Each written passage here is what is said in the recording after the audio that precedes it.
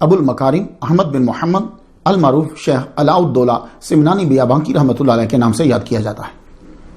تاریخ ولادت آپ کی ذوالحجہ ہے 659 ہجری اور تاریخ وصال جو ہے وہ آپ کی 21 رجب ہے 736 ہجری۔ آپ الغوث الاعظم کے وصال سے 128 قمری سال بعد پیدا ہوئے۔ آپ کا مزار موجودہ ملک ایران کے شہر سمنان کے گاؤں بیابانک کے قریب علاقہ صوفیہ آباد خداداد میں ہے، اور یہ علاقہ ایسٹ آف تہران سے 200 کلومیٹر دور ہے، اور آپ کو دنیا سے گئے ہوئے 2019 میں اندازاً 705 قمری سال ہو چکے ہیں۔ آپ کو تصوف میں بیان کرنے کی وجہ وہ ہے جو آپ نے خود تحریر فرمائی اپنے ہاتھ سے، جو رسالہ مفتاح میں آپ کو مل جائے گی کہ 1000 طبق در راہ تصوف سیاہ کردام، بسیار از بزرگان کلمات و آثار اورا ضبط و نقل کردہ اند، کہ میں نے راہ تصوف کے بیان میں ہزاروں اوراق جو ہیں وہ تحریر کی ہے، اور اپنے آبائی و خاندانی جائیداد و ورثہ سے 1,00,000 دینار صوفیاء کے لیے جو ہے وہ وقف کیا ہے۔ تو آپ نے تصوف کی بڑی خدمت کی ہے، صوفیاء کی بڑی خدمت کی ہے، اس لیے آپ کو تصوف میں بیان کیا جا رہا ہے۔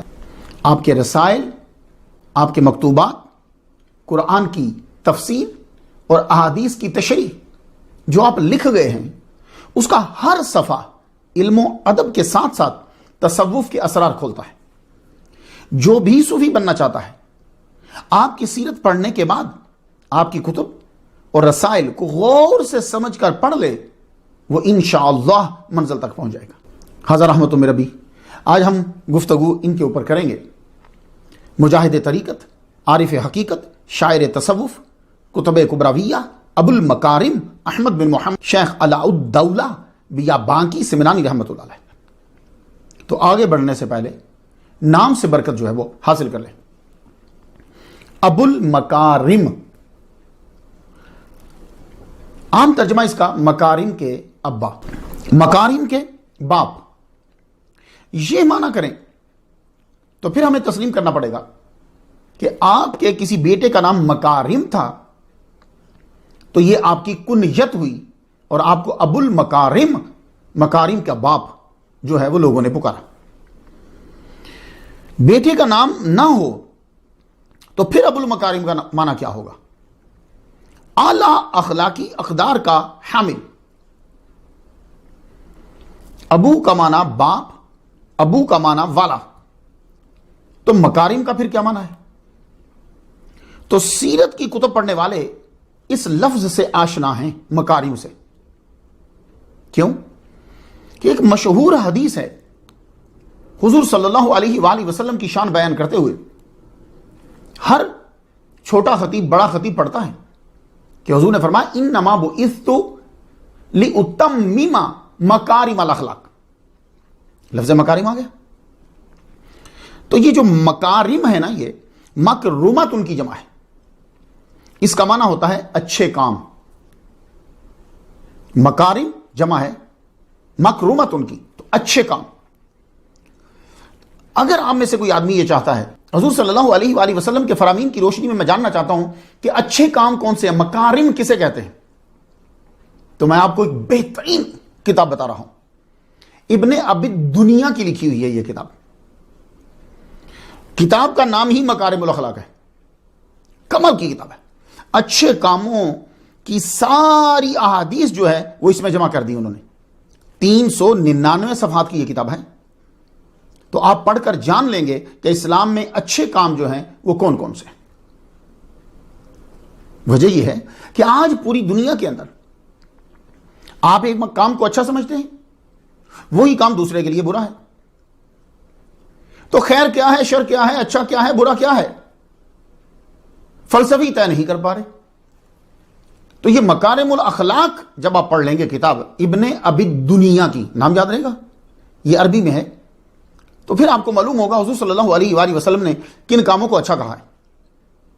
ایک اور کتاب بتاتا ہوں آپ کو، 235 ہجری میں یہ کتاب لکھی گئی، نام اس کا کیا ہے؟ الکرم والجود وسخاء النفوس، یہ کتاب کا پورا نام ہے. حضرت محمد بن الحسین البرجلانی کی لکھی ہوئی ہے رحمۃ اللہ علیہ کی، البرجلانی، ان کی یہ کتاب لکھی. تو انہوں نے اس حدیث کو یوں نقل کیا ہے، انما بعثت لاتمم صالح الاخلاق، تو مکارم صالح، بات کچھ سمجھ میں آ گئی مکارم کی؟ تو اچھے کام. تو ابو المکارم ہے جس ہستی پہ آج ہم گفتگو کر رہے ہیں، جن کے بارے میں جاننا چاہتے ہیں، وہ ابو المکارم ہیں، یعنی اعلی اخلاقی اقدار آپ کے اندر پائی جاتی. کبراویہ، سلسلہ ایک کبراویہ ہے، جیسے چشتیہ ہے، نقشبندیہ ہے، سہروردیہ ہے نا، اسی طرح کبراویہ بھی ہے. اس سلسلے کے اندر آپ کو مقام قطبیت پر اس کے پیروکار جانتے ہیں اور مانتے ہیں. کہا جاتا ہے کہ سلسلہ کبراویہ کا جو بانی ہیں وہ حضرت نجم الدین التامۃ الکبریٰ. ویسے نجم الدین کبریٰ بول دیتے ہیں، وہ ایسے ہی ہے جیسے آپ نظام الدین اولیاء بولتے ہیں. تو حقیقت میں وہ نجم الدین کبریٰ تنہا سمجھ میں نہیں آئے گا، یہ اصل میں نجم الدین التامۃ الکبریٰ، اب سمجھ میں آئے گا. 119 نمبر سٹوری پہ میں ان کے بارے میں بتا چکا ہوں، سن لیجیے. علاء الدولہ، احمد بن محمد یہ ان کا نام ہے، ٹھیک ہے. تو علاء الدولہ کے نام سے پوری دنیا میں جانے جاتے ہیں، شیخ علاء الدولہ سمنانی. تو اب اگر ان کے بچے یہ بولیں کہ ان کی نسل کو ان کا نام احمد بن محمد ہے، تو آپ کہیں نہیں جی وہ تو علاء الدولہ ہے، وہ مشہور اس نام سے ہوئے. تو علا اور اولا معنی ایک ہی ہے، عین کے اوپر زبر پڑی ہے یا عین پہ پیش. تو علا اور اولا کا معنی کیا ہے؟ شرف، رفعت کے معنی میں لیا جاتا، بلندی. علا، علو، مجد، شرف، المقام العالی کے معنی میں یہ علا آتا ہے. اب الدولہ کا کیا معنی ہے؟ تو الدولہ کا حقیقی مطلب حکومت کا دورانیہ ہے، رجیم، حکومت کا دورانیہ. ایک ڈائناسٹی شروع ہوئی، اس کی حکومت کب تک ہے؟ اس ڈائناسٹی کی، یا وہ ایک آدمی کا جو دورانیہ ہے اس کو دولہ کہتے ہیں. تو علاء الدولہ کا ایک معنی یہ ہوا ریاست میں اعلی مقام والا، ایک معنی تو یہ ہوا. حاکم کا وفادار، یہ بھی علاء الدولہ سے مراد لی جاتی. تو یہ جو علاء الدولہ ہے، یہ دولہ ٹائٹل جو دیا گیا ہے، یہ 3 صدی ہجری میں عباسی خلفاء نے شروع کیا تھا. وہ ٹائٹل دیا کرتے تھے اپنے درباریوں کو. مثلا قاسم بن عبداللہ ہیں، ان کو انہوں نے ٹائٹل دیا ولی الدولہ، فرینڈ آف دا ڈائناسٹی، یعنی عباسی جو حکمران ہیں ان کا دوست. نصیر الدولہ، عباسی خاندان کا وفادار. رکن الدولہ، خاندان عباسیہ کا ستون. تو کچھ ٹائٹل ایسے ہیں کہ جو بعد میں شروع ہوئے ہیں، یہ یاد رکھیے گا. جیسے یہ دین مضاف الیہ استعمال ہوا، دولہ استعمال ہوا، یہ سب بعد میں ہیں. تو یہ چونکہ خراسان بغداد کے ارد گرد استعمال ہوئے، پھر وہاں سے ٹریول انہوں نے کیا، تو یہ انڈیا کے اندر بھی آئے. انڈیا میں بھی آپ کو ملتے ہیں، کیونکہ یہ سارے لوگ آئے تو وہیں سے تھے نا، مغل حکومت.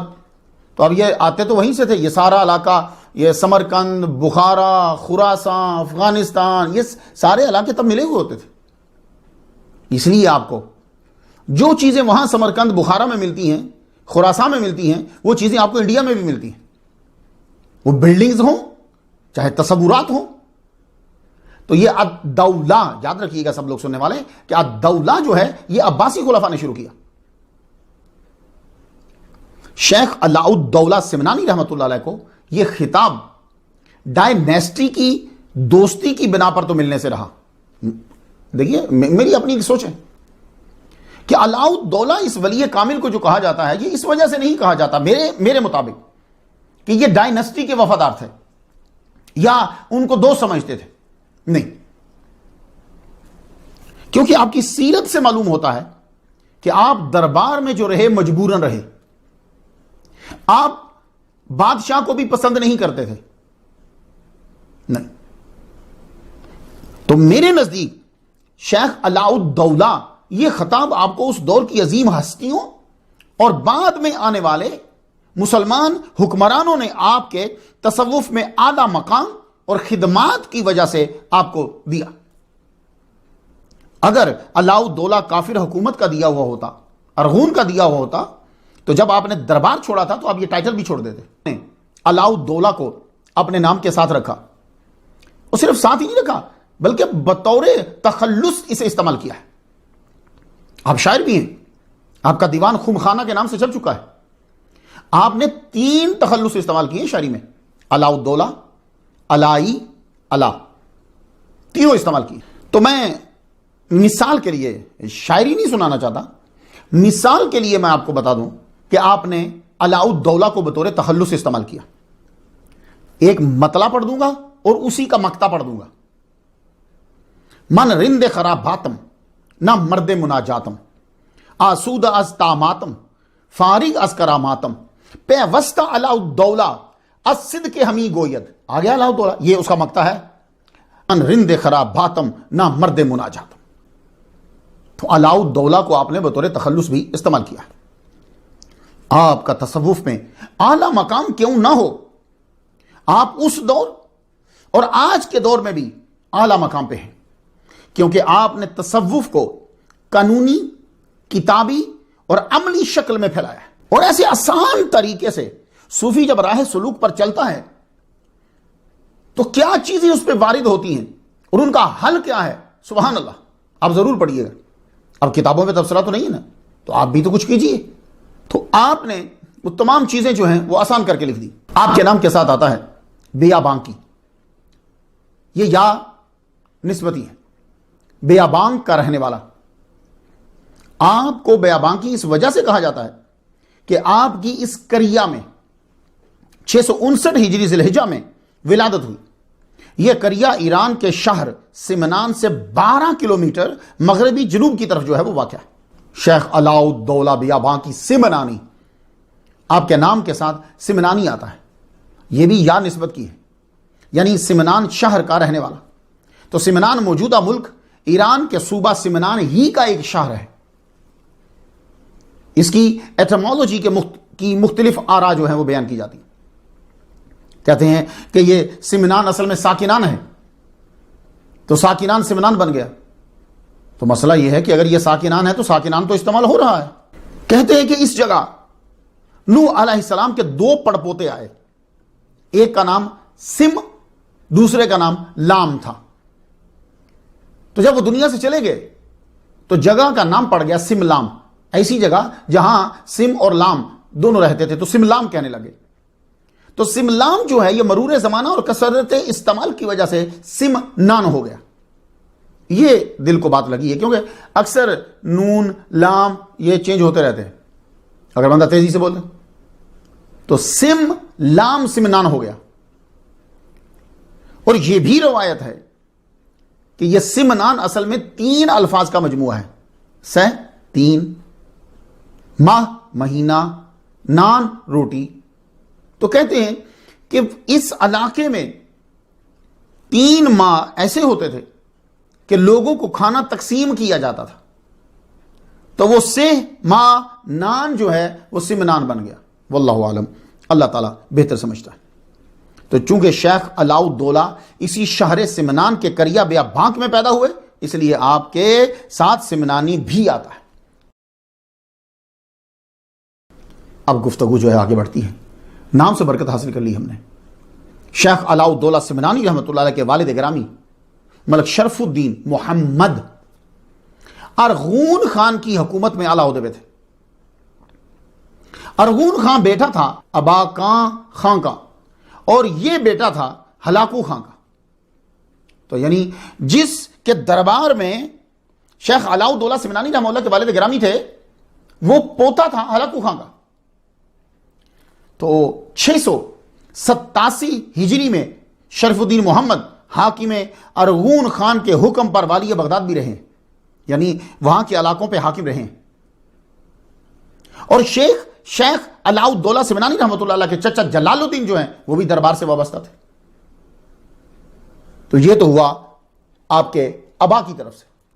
کہ ابا جو ہے، آپ کے ابا، آپ کے چچا، یہ شاہی دربار سے وابستہ ہے، یعنی اس دور میں یہی اعلیٰ مقام ہے۔ شیخ علاء الدولہ سمنانی رحمۃ اللہ کی والدہ مائدہ کی طرف دیکھیں اگر خاندان، تو وہ بھی علمی وجاہت رکھتا ہے اور وہ بھی دربار سے وابستہ ہے، اعلیٰ عہدوں پہ فائز ہے۔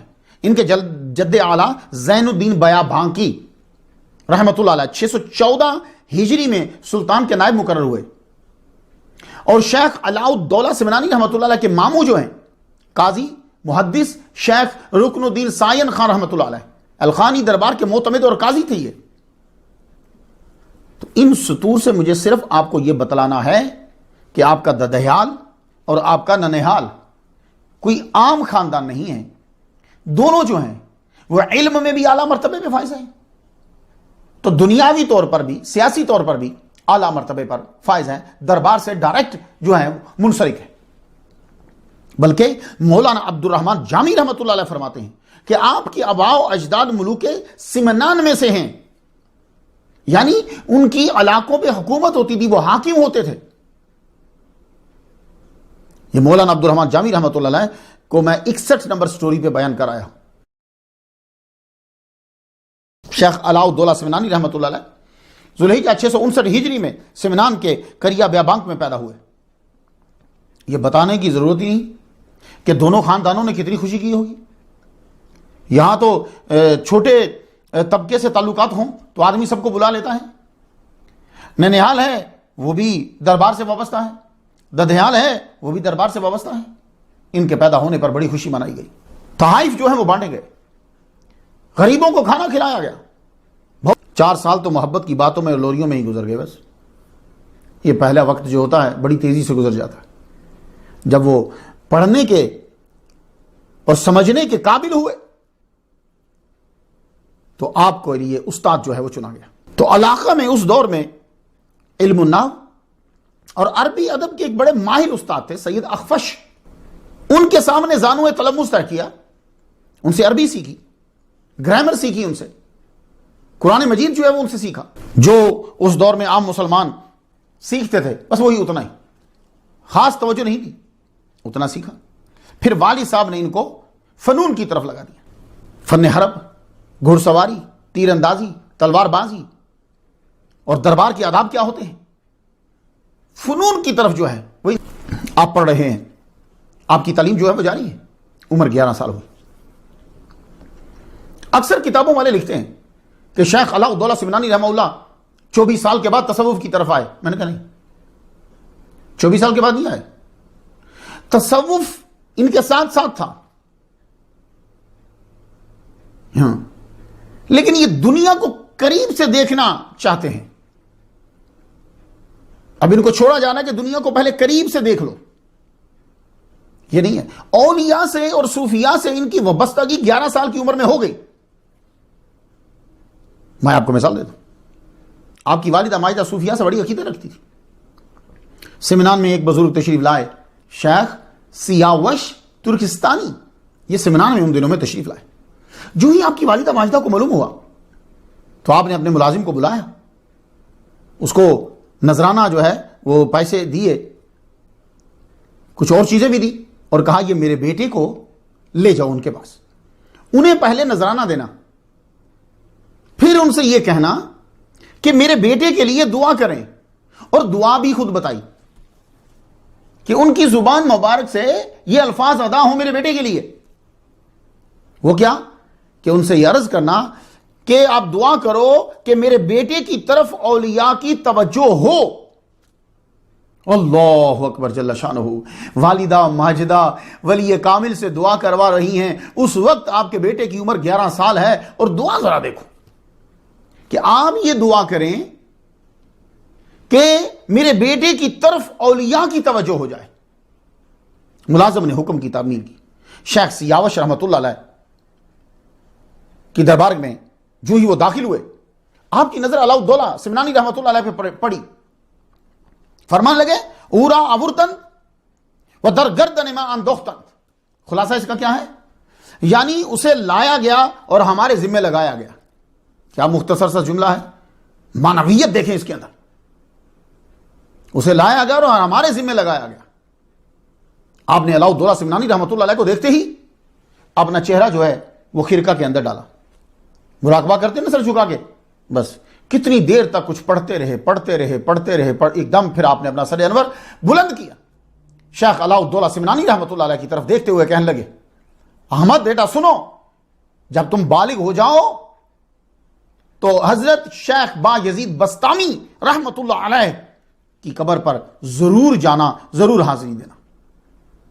یہ حضرت با یزید بسطامی رحمۃ اللہ علیہ, میں 14 نمبر سٹوری پہ ان کو بیان کرایا ہوں.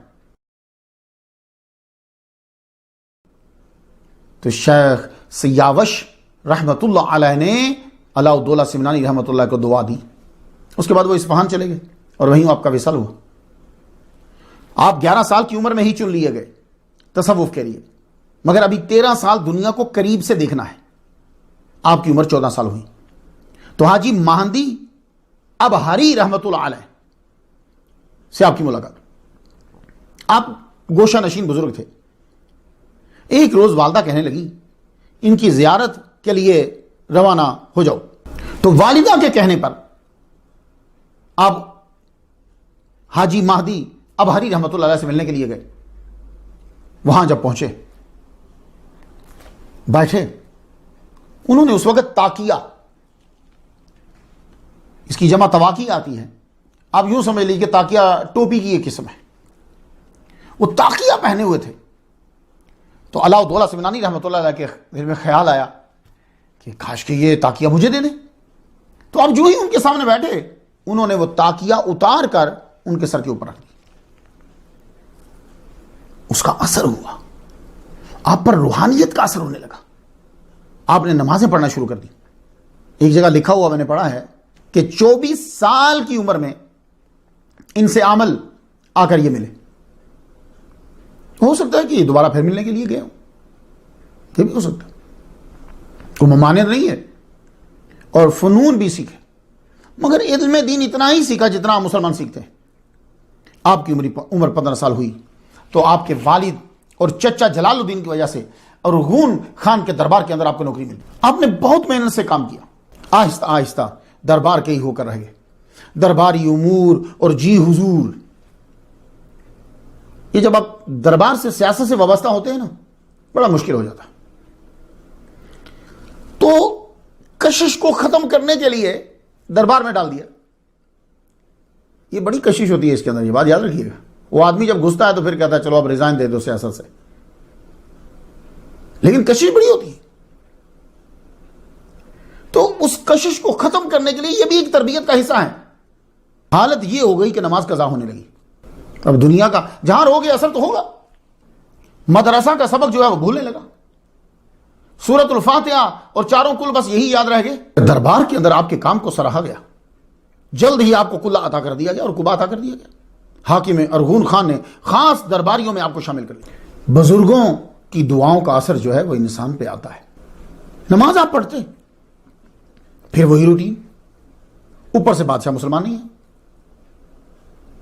اور زیادہ نہ ہو سکتا, بت پرستی اور بت پرستوں کا جھمگٹا. ایک روز ایسا غلبہ ہوا کہ چھوڑ کر سب کچھ اس دور کے مشہور صاحب کرامت بزرگ خواجہ حاجی ابہری کے قدموں میں چلے گئے.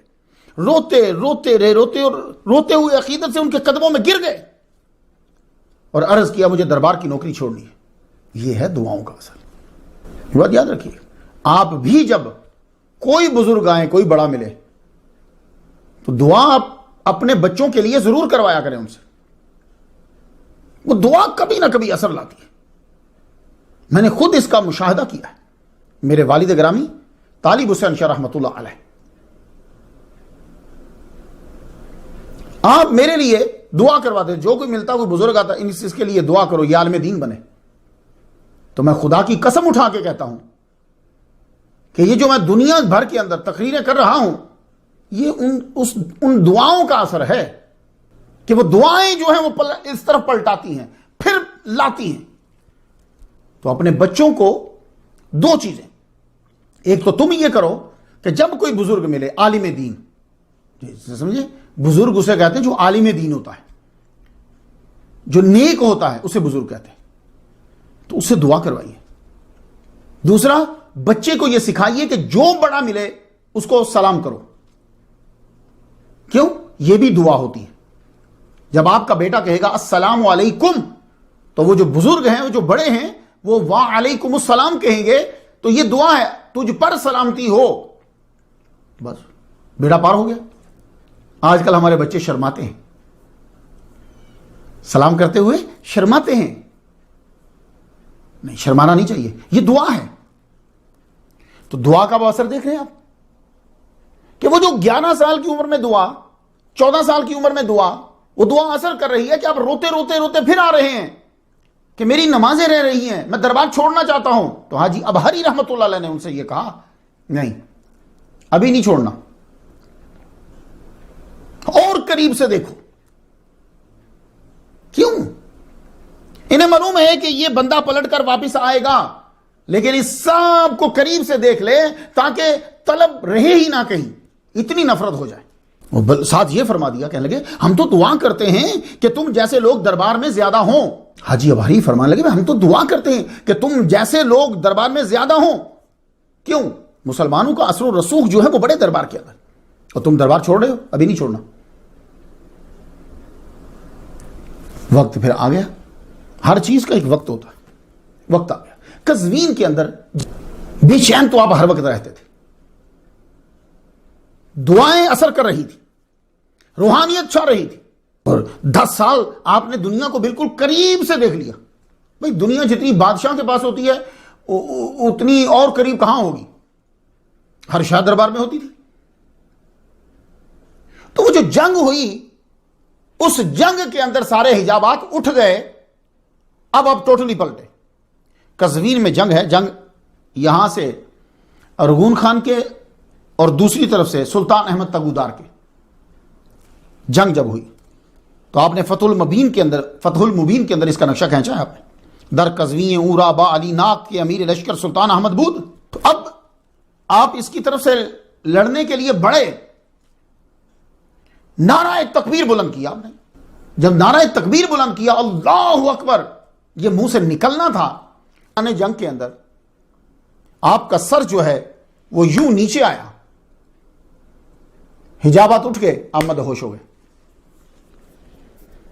جنگ ہوتی رہی، آپ کا گھوڑا بیچ میں ہی گھومتا رہا.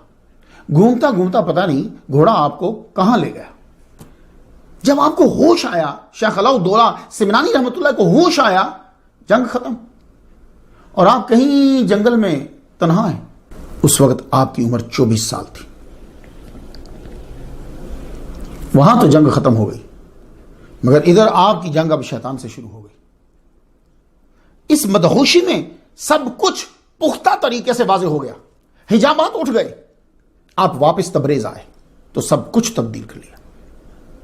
ایک روز آپ گزر رہے ہیں، یہ آپ کا آخری دن تھا. شیخ طریقت و حقیقت زاجرہ حقانی رحمت اللہ علیہ نے ڈانٹتے ہوئے یہ کہا، بادشاہ کے صاحب بھی بنے رہو گے یا اللہ کے بندے بھی بنو گے. اس کا اتنا اثر ہوا کہ آپ نے وہ جو کچھ تعلق تھا وہ بھی ختم کر دیا. روزانہ با جماعت نماز ادا کرنے لگے اور روزانہ 50 نمازیں ایکسٹرا پڑھنے لگے کہ جن کے بارے میں آپ کو یہ تھا کہ یہ پیچھے کہیں چھوٹ گئی ہیں. 50 نمازیں 5 کے علاوہ پڑھنے لگے اور قرآن مجید کو دوبارہ پڑھنا شروع کر دیا. اور جو پڑھتے جاتے ہیں وہ زبانی یاد ہوتا جا رہا ہے. کہاں صرف سورہ فاتحہ اور 4 کل، اور کہاں یہ قرآن 24 سال کی عمر میں قرآن مجید پڑھنا شروع کر دیا. درباری محافل کو چھوڑ دیا. دن کو روزہ رکھتے، ایک آدھا لقمہ ہی بس کھاتے، رات کو نوافل پڑھتے. اب دربار والے یہ سمجھتے کہ یہ شاید گھر کا کھانا آج کل کھا رہے ہیں. گھر والے سے یہ سمجھتے کہ شاید شاہی مطبخ سے کھا کر آ جاتے ہیں، لیکن آپ مسلسل روزے سے. اب یہ اچانک جو تبدیلی آئی، اس تبدیلی نے اس جسم پر اثر کیا. آپ شدید بیمار ہو گئے. بخار ہے کہ اترنے کا نام ہی نہیں لے رہا. ارغون خان نے اپنا طبیب بھیجا. طبیب عاجز آ گیا. آپ ٹھیک نہیں ہو رہے، اللہ تعالیٰ نے ایک بہانہ بنا دیا، تو آپ نے ارغون خان سے یہ کہا مجھے اجازت دو کہ میں اپنے گاؤں واپس چلا جاؤں۔ میں کہا ٹھیک ہے چلے جائیے۔ تو شیخ علاؤالدولہ سمنانی رحمۃ اللہ علیہ تبریز سے چلتے ہیں، آپ رستے میں الجان کے مقام پر پہنچے، یخ بستہ پانی، آپ نے ڈبکی لگا دی اندر، جب نہا کر باہر نکلے تو آپ بالکل صحیح تھے، شفا پا چکے تھے۔ اللہ نے جب آپ کو شفا دی تو آپ سمجھ گئے کہ اللہ کا اشارہ ہے کہ تو ہمارا ہے۔ 685 ہجری شعبان میں تبریز سے چلے تھے، تو جب سمنان میں پہنچے تو روزہ ہو چکا تھا، درباری لباس اتارا، صوفیانہ لباس پہنا، جو وظائف آتے تھے پڑھنے شروع کیے، 300 نوافل بھی پڑھ رہے، کیونکہ ماہ رمضان المبارک میں نوافل کا ثواب فرائض جتنا ہوتا ہے، فرضوں کا ثواب 70 گنا بڑھ جاتا ہے۔ روزہ تو آلریڈی رکھ رہے ہیں، نمازیں بھی جا رہی ہیں، ایکسٹرا نمازیں بھی پڑھ رہے ہیں، 300 نوافل پڑھ رہے ہیں، قرآن مجید یاد کر رہے ہیں۔ تو آدمی جب یکسوئی کے ساتھ عبادت کرتا ہے حضور خوش ہوتے ہیں، کیوں؟ یہ جو وہ عبادت کر رہا ہے، یہ جو وہ اللہ کے لیے سب کچھ کر رہا ہے، یہ حضور ہی کا تو سکھایا ہوا ہے۔ حضور صلی اللہ علیہ وآلہ وسلم نے خواب میں آ کر ان کو اپنا دیدار کروایا۔ اللہ، کچھ دن گزرے کہ آپ کو حضرت با یزید بستامی رحمۃ اللہ علیہ کا دیدار ہوا۔ تو با یزید بستامی رحمۃ اللہ علیہ کے دیدار کے بعد ایسے لگتا ہے جیسے حضور صلی اللہ علیہ وآلہ وسلم نے ان کو مقرر کیا ہے کہ اب آپ ان کی روحانی تربیت کرتے جاؤ۔ تو یہ آپ کے اندر سے فورس ہوتا ہے، کسی نہ کسی کی توجہ ہوتی ہے جو آپ نیکی کرنا شروع کر دیتے ہو۔ تو سب سے پہلے آپ نے کتب پڑھنا شروع کر دی تصوف کی۔ شیخ ابو طالب مکی رحمۃ اللہ علیہ کی قوت القلوب کو پڑھتے ہی اسرار کھلنے شروع ہوئے۔ یہ جو روحانی کتاب ہوتی ہے نا، سب سن لیجیے غور سے، کشف المحجوب داتا گنج بخش علی جوہری رحمۃ اللہ علیہ کی، غوث پاک کی کتابیں، یہ اولیاء کی اپنے ہاتھ سے لکھی ہوئی جو کتابیں ہیں، یہ کتابیں اسمارٹ فون کی طرح ہیں کہ آپ نے ٹچ کیا نہیں تو ایپ کھلا نہیں۔ یہ کتاب آپ جب پڑھو، وضو کرو اور جس کی کتاب لکھی ہوئی ہے اسے فاتحہ کا ثواب بھیجو، اس کے بعد کتاب شروع کرو، تم پر اسرار اور رموز کھلنے شروع ہو جائیں گے۔ ابو حفص حداد سے فتوت کے بارے میں سیکھا روحانی طور پر، خلوت نشینی کے آداب جنید بغدادی سے سیکھے روحانی طور پر، وقت کی قدر وظائف کی حفاظت و مواظبت ابراہیم بن ادہم رحمۃ اللہ علیہ سے سیکھے روحانی طور پر۔ 2 سال تک کوئی بھی مشکل ہوتی، کتاب پڑھتے ہوئے یہ نہیں ہے کہ آپ کتاب پڑھیں گے تو آسانی سے آپ کو سمجھ آ جائے گی، کوئی نہ کوئی کسی نہ کسی جگہ مشکل آئے گی، تو با یزید بستامی رحمۃ اللہ علیہ اپنی توجہ سے اس مشکل کو حل کروا دیں۔ مگر آپ نے اتنی تصوف کی کتب پڑھنے کے بعد ایک بات یہ جانی کہ علم بہت ضروری ہے، کہ مروجہ جو علوم ہیں، جو بنیادی ہیں، وہ جاننا بہت ضروری ہے۔ اب دیکھ لیجیے، آپ یہ ہے تصوف۔ تو آپ نے علم کی طرف توجہ دی، اب تو معلوم ہوا صوفی قرآن و سنت سے بھاگنے والے کو نہیں کہتے، اپنانے والے کو کہتے ہیں۔ تو شیخ علاؤالدولہ سمنانی رحمۃ اللہ علیہ اب کتابیں بھی حالانکہ کتنی پڑھ چکے ہیں، اس کے بعد پھر علم کی طرف متوجہ ہوئے۔ تو جتنے لوگ سماعت کر رہے ہیں یہ سن لیجئے، جس دن لوگ اولیاء میں کرامات ڈھونڈنا بند کر دیں گے، علم اور اخلاقیات ڈھونڈنا شروع کر دیں گے، تو اس دن آپ کو تصوف اور صوفی کی سمجھ آنے لگ جائے گی۔ شاید یہ اس جملے کی آپ کو سمجھ نہ آئے۔ ہم ہر ایک میں کرامت دیکھتے ہیں کہ اس میں کرامتیں کتنی ہیں، نہیں، اس میں علم دیکھو، اس کی اخلاقیات دیکھو، اس کا کردار دیکھو۔ کرامات دکھانے کے لیے قرآن و حدیث پہ عمل نہیں کیا جاتا۔ ہاں، قرآن و حدیث پر عمل کرنے کا مقصد یہ نہیں ہے کہ آپ کرامتیں دکھائیں۔ اگر جس دن آپ نے تصوف پڑھا تو اس دن آپ میری اس بات کی تائید کر دیں گے کہ اولیاء کرام جو ہیں وہ اس ولی کامل کو اچھی نظر سے نہیں دیکھتے، کہ جو لوگوں میں اپنی کرامتیں زیادہ دکھانے کا شوقین ہوتا ہے۔ الاستقامت فوق الکرامہ، یہ تو جملہ سنا ہوگا نا آپ نے۔ لیکن ہم دیکھتے ہیں کرامتیں جو ہیں وہ کس کے اندر زیادہ، تو پھر وہ آج کل کے لوگوں نے پھر بندے رکھے ہوتے ہیں، وہ بنا بنا کے آپ کو بتاتے جاتے ہیں۔ کرامات دکھانے کے لیے قرآن و حدیث پر عمل نہیں کیا جاتا. قرآن و حدیث کی پیروی کروانے کے لیے تمہیں کرامات جو ہے وہ کبھی کبھی دکھائی جاتی. ہاں یہ بات رکھے. اصل مقصد یہ ہوتا ہے کہ تم دین پر عمل کرو تو وہ کبھی کبھی پھر تمہیں کرامات دکھا دی جاتی. تصوف تجسمات کی دنیا نہیں، عبادات و اخلاقیات کی دنیا ہے. یہ بات یاد رکھیے. ہم سمجھتے ہیں کہ تصوف کو تجسمات کی دنیا ہے، یہ اندر کو پاک کرنے کی دنیا ہے. بڑے بڑے بال، گندے کپڑے، نہ نہانا، یہ اس بات کا نام تصوف ہرگز نہیں ہے. تم شاہی کپڑے پہنو. امام اعظم ابو حنیفہ رحمۃ اللہ کا نام سنا ہے؟ میرا لیکچر سنیے گا، آپ کو معلوم ہو. وہ عشاء کی نماز کے بعد شاور لے کر مہنگے کپڑے پہن کر مہنگی خوشبو لگا کے پھر نوافل پڑھا کرتے تھے. خذوا زینتکم عند کل مسجد. کیا اس کا ترجمہ یہ پھٹے ہوئے کپڑے پہن کر نماز پڑھنے آؤ؟ یہ ترجمہ ہے خذوا زینتکم یا بنی آدم خذوا زینتکم عند کل مسجد. اس آیت کا یہ ترجمہ ہے کہ پھٹے ہوئے، پرانے، گندے، بنا نہائے ہوئے آ جاؤ. تو تصوف تلسمات کی دنیا نہیں ہے، وہ عبادات و اخلاقیات کی دنیا ہے.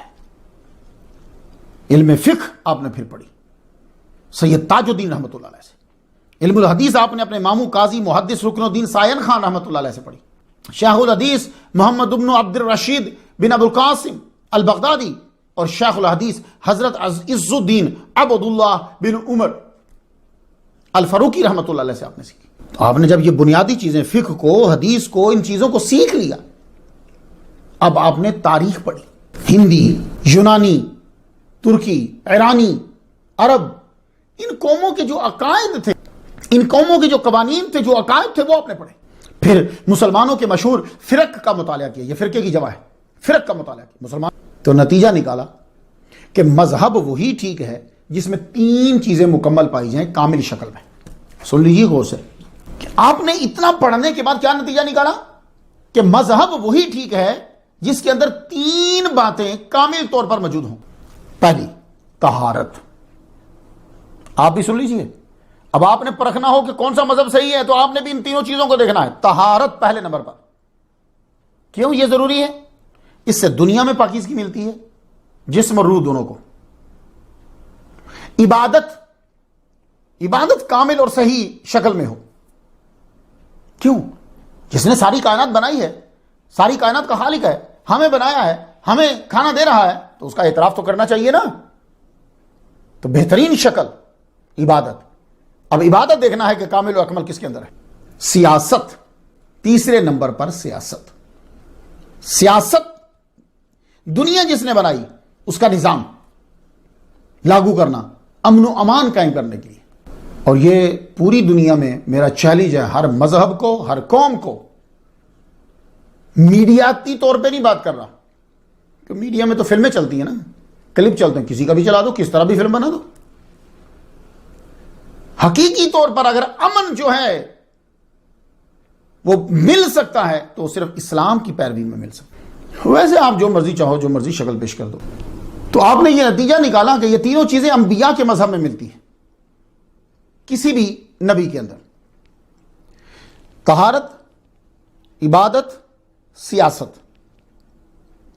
سورہ آل عمران کی آیت نمبر 19 ہے نا، ان الدین عند اللہ الاسلام. اللہ کے نزدیک دین یعنی نظام زندگی جو ہے وہ صرف اسلام ہے. آل عمران کی آیت نمبر 85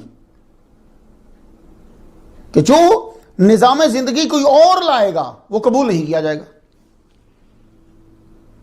فطرت قبول ہی نہیں کرے گی، کبھی نہ کبھی اس کو رد کر دے گی اور تباہی لے آئے گی. تو آپ نے یہ نتیجہ نکالا پڑھنے کے بعد. جب پڑھ لیا پھر آپ نے فرق کو بڑے غور سے پڑھا. یہ تو طے کر لیا کہ بھائی یہ جتنے بھی مذاہب ہیں ان سب میں نبیوں کا مذہب، نبیوں میں اسلام اور آخری محمد مصطفیٰ صلی اللہ علیہ وسلم. اب چونکہ اس کے اندر پھر فرق بھی ہیں، فرقے بھی ہیں. اب فرقوں کا مطالعہ کیا آپ نے، کی اسٹڈی کی نے. ہر صوفی نے، جو بڑے بڑے بادشاہ گزرے ہیں، انہوں نے اپنی کتابوں کے اندر باطل فرق کا تذکرہ ضرور کیا ہے. سب صحیح نہیں ہے. سب کیسے صحیح ہو سکتے ہیں بھائی صاحب؟ پھر آپ نے فرق پہ غور کیا تو معلوم ہوا کہ کچھ فرقے جو ہیں وہ ظاہری طور پر ان تینوں کو اپناتے ہیں، باطنی طور پہ نہیں. ظاہری طور پر، باطنی. آپ فرماتے ہیں کہ پھر مجھے ایک گروپ ملا کہ جن کے اندر یہ ظاہری اور باطنی دونوں چیزیں پائی جاتی ہیں. دیکھا آپ نے کہ حالانکہ اولیاء سے عقیدت ان کی والدہ کو ہے, اولیاء سے عقیدت ان کے والد گرامی کو ہے, اولیاء سے عقیدت ان کو ہے, اولیاء سے ان کو ملاقات ہے, پھر بھی آپ نے کتابیں پڑھی, کتابیں لکھی, کیونکہ ہر ایک آدمی کا ایک مقام نہیں ہوتا, ایک سوچ نہیں ہوتی, ایک تحقیق نہیں ہوتی. تو آپ نے پھر تحقیق کے رستے کو اختیار کر کے وہ لوگوں کے سامنے پیش کیا کہ آنے والے جو صوفی آپ بننے والے ہیں انہیں یہ ساری چیزیں تجرباتی مشاہداتی طور پر معلوم ہوں کہ یہ میرا مشاہدہ ہے, یہ میں نے دیکھا ہے, تحقیقی ہے. تو آپ نے پھر فرق کا جب مطالعہ کیا تو کہتے ہیں کہ فرق میں نے ایک گروپ دیکھا کہ جس کا ظاہر اور باطن دونوں جو ہیں, دونوں پہ یہ اپلائی ہوتا ہے, طہارت, عبادت, سیاست. سیاست سے مراد یہ سیاست نہیں ہے جو آپ سوچ رہے ہیں. کہتے ہیں چنانچہ میں نے اس فرقے کو چن لیا, اس گروپ کو میں نے چن لیا. اللہ اکبر جل شانہ, اللہ اکبر جل شانہ. تو ایک ملکوتی روح نے شیخ علاء الدولہ سمنانی رحمۃ اللہ علیہ پر القاء کیا, فورس کیا اور بتا دیا اور واضح کر دیا کہ فرقہ ناجیہ کون ہے؟ صوفیاء کا فرقہ. تو صوفیاء کا فرقہ جو ہے وہ یہ صوفیاء نہیں ہے, جاہل اللہ کا ولی نہیں ہوتا. تو جہاں آپ نے کوئی سبجیکٹ, کوئی چیز آپ نے سیکھنا ہوتی تو اس کے ادارے ہوتے ہیں, انسٹیٹیوشنز, ادارے ہوتے ہیں, وہاں آپ جاتے ہیں, وہ آپ کو سکھاتے ہیں. گاڑیاں سیکھنی ہے آپ اس کے ادارے میں جائیے, ڈاکٹری سیکھنی ہے آپ اس کے ادارے میں جائیے.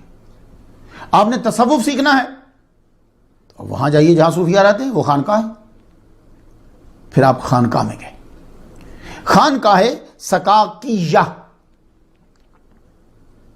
یہ خانقاہ شیخ ابو الحسن سکاک سمنانی رحمۃ اللہ علیہ نے بنوائی تھی. 5ویں صدی ہجری کے ولی کامل ہیں, صوفی ہیں. یہ شیخ حسن بستی رحمۃ اللہ علیہ کے اصحاب میں سے تھے, دوستوں میں سے تھے. آج خانقاہ تو نہیں ہے لیکن محلہ ہے, وہاں آپ بیٹھے, تصوف کی کتب پڑھ لی, جو مشہور کتب تھی, علم پڑھ لیا, اب چلے میں بیٹھے. ہم لوگ چلے میں بیٹھنا شروع کر دیتے. نہ پہلے علم پڑھنا ہے. تو تصوف کیا ہے؟ یہ 144واں لیکچر جا رہا ہے آپ کے سامنے.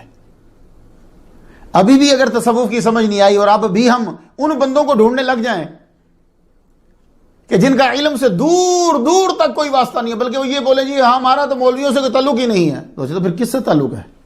تو آپ سے عرض کرنا چاہوں گا میں, صوفیاء کرام اولیاء جتنے تھے وہ پہلے علم پڑھتے تھے. اب یہ ان کی اپنی ایبلٹی, قابلیت ہے, اور پڑھانے والے کا طریقہ ہے. وہ نظر سے سارا علم دے دیں یا یہ تھوڑا تھوڑا کر کے پڑھیں تاکہ آنے والوں کے لیے آسانی ہو جائے. اور اللہ کے ہاں دونوں چیزیں ہیں. رحمان علامہ القرآن, خلق الانسان علامہ البیان. اقرا بسم ربک الذی خلق, خلق الانسان من علق, اقرا وربک الاکرم الذی علم بالقلم. یہ علامہ بالقلم بھی ہے, علامہ کا ما لم تکن تعلم بھی ہے. تو علامہ بالقلم بھی ہے اور علامہ کا ما لم تکن تعلم بھی ہے, دونوں طریقے ہیں. تو اس لیے آپ یہ کہ وہ فلاں ولی صاحب کا نہیں پتا چلا کہ انہوں نے کہاں سے پڑھا ہے. پڑھائی ضروری ہوتی ہے. اب آدم علیہ السلام کتنے سال جاتے رہے یونیورسٹی میں, آپ بتا دیجئے. ادھر اللہ تعالیٰ نے روح پھونکی ہے, ادھر وہ عالم تھے. اب یہ ڈریج ساری چیزیں, جیسے آپ لوگوں کے پاس یو ایس بی ہوتی ہے نا, تو یو ایس بی کے اندر سارا ڈیٹا, ساری چیزیں, ٹھیک ہے, آپ نے یوں لگائی لیپ ٹاپ کے ساتھ, ڈاؤن لوڈ کر دی. ایک یہ بھی طریقہ ہوتا ہے, اور ایک یہ ہے کہ آپ لیے بیٹھے ہیں, ٹک ٹک ٹائپ کرتے جا رہے ہیں, لکھتے جا رہے ہیں, ٹائپ کرتے جا رہے ہیں, ٹائپ کرتے, یہ بھی ایک طریقہ ہے. تو اب یہ خانقاہ میں بیٹھے مجاہدہ ریاضت میں مشغول ہوئے, چلے میں بیٹھ کر پھر بھی فرقہ ناجیہ کے بارے میں ہی سوچ رہے ہیں. جن پکڑنے کے لیے نہیں چلا کر کے جن پکڑ لوں, میرے اندر یہ چیز آ جائے, پھر میں لوگوں کو شبدے بازیاں دکھاؤں, لوگ میرے دیوانے ہو جائیں, تو پتہ اتنا بھی نہ ہو کہ بھائی مسجد حرام کا خانہ کعبہ کا طواف عورت کر سکتی ہے جن دنوں وہ نماز نہیں پڑھتی. سارا کچھ پڑھنے کے بعد پھر بھی چلے پہ بیٹھے, چلے میں بھی یہ سوچ رہے ہیں کہ فرقہ ناجیہ کون سا ہے. پھر آپ نے کتب ساتھ ساتھ کتب بھی جاری ہیں صوفیہ کی. من جد وجدہ, جو کوشش کرتا ہے وہ پا لیتا ہے. آپ کا یہ چلہ پورا ہی ہونے والا تھا کہ ایک بزرگ خانقاہ میں تشریف لائے, سیدنا شرف الدین بن سعد اللہ رحمۃ اللہ علیہ. یہ مرید تھے اس دور کے عظیم عالم صوفی شیخ عبد الرحمن اسفراجینی رحمۃ اللہ علیہ کے. مرشد نے خاص طور پر سمنان کے علاقے میں بھیجا کہ وہاں جاؤ. اللہ اکبر جل شان. دیکھا, کوشش کر رہے ہیں شیخ علاؤ الدولہ سمنانی یہاں چلے میں بیٹھ کر کے فرقہ ناجیہ کون سا ہے. بغداد میں ایک ولی کامل بیٹھا ہے, وہ ولی کامل اپنے مرید کو بھیج رہا ہے کہ تم سمنان میں جاؤ. وہ کسی اور علاقے میں نہیں بھیج رہا کہ سمنان میں تم جاؤ. یہ کیا ہے؟ یہ کمیونیکیشن ہے کہ یہ ان کو ضرورت ہے, تار بغداد میں مل رہی ہے, بغداد سے ولی کامل بندہ بھیج رہا ہے کہ جاؤ, اس کو ضرورت ہے کہ فرقہ ناجیہ کون سا ہے, اب اس کی اس سوچ کو ختم کرو. تو خانقاہ سکاکیہ میں آپ بیٹھ گئے. چلے کے اندر بھی سوچ رہے ہیں کہ وہ کون سا گروپ ہے, کون سا گروہ ہے, کون سی جماعت ہے کہ جو ناجیہ ہے, کون سا فرقہ ہے. اللہ تعالیٰ نے آپ کے مسئلے کو حل فرما دیا. 40 یعنی چلہ پورا ہونے لگا. کچھ ہی دن باقی ہیں کہ خانقاہ سکاکیہ میں شیخ شرف الدین لے آئے. یہ مرید ہیں شیخ عبد الرحمن اسفراجینی رحمت اللہ علیہ کے. علاء الدولہ سمنانی رحمہ اللہ کی 40 مکمل ہوئی تو آپ نے ان کو دیکھا, ان کی عبادت اور وظائف کے طریقے کو دیکھا,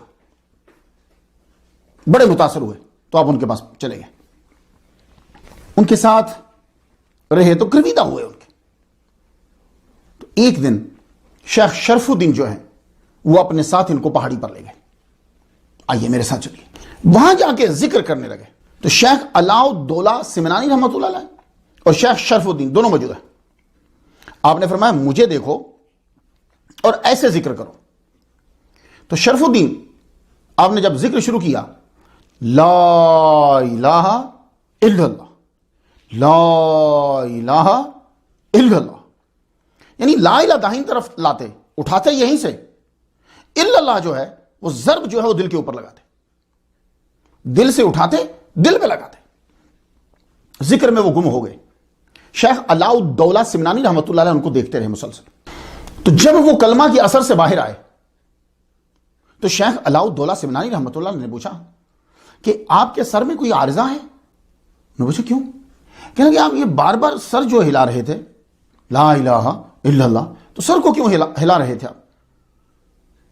آپ نے فرمایا نہیں, سر اس لیے ہلایا جاتا ہے کہ لا الہ الا اللہ کی طاقت جو ہے وہ دل کی طرف آئے, مادی دل کی طرف آئے. ایک حرکت سے سب کی نفی کرتے ہیں, لا الہ, سب کی نفی, اور دوسری حرکت الا اللہ, دل پہ جو ضرب مارتے ہیں تو اقرار کرتے ہیں کہ صرف اللہ ہے. خود شیخ علاء الدولہ سمنانی رحمۃ اللہ علیہ لکھتے ہیں کہ استفسار کردم از اخی شرف الدین حسن کہ تو این طریقہ را از کیا موختی.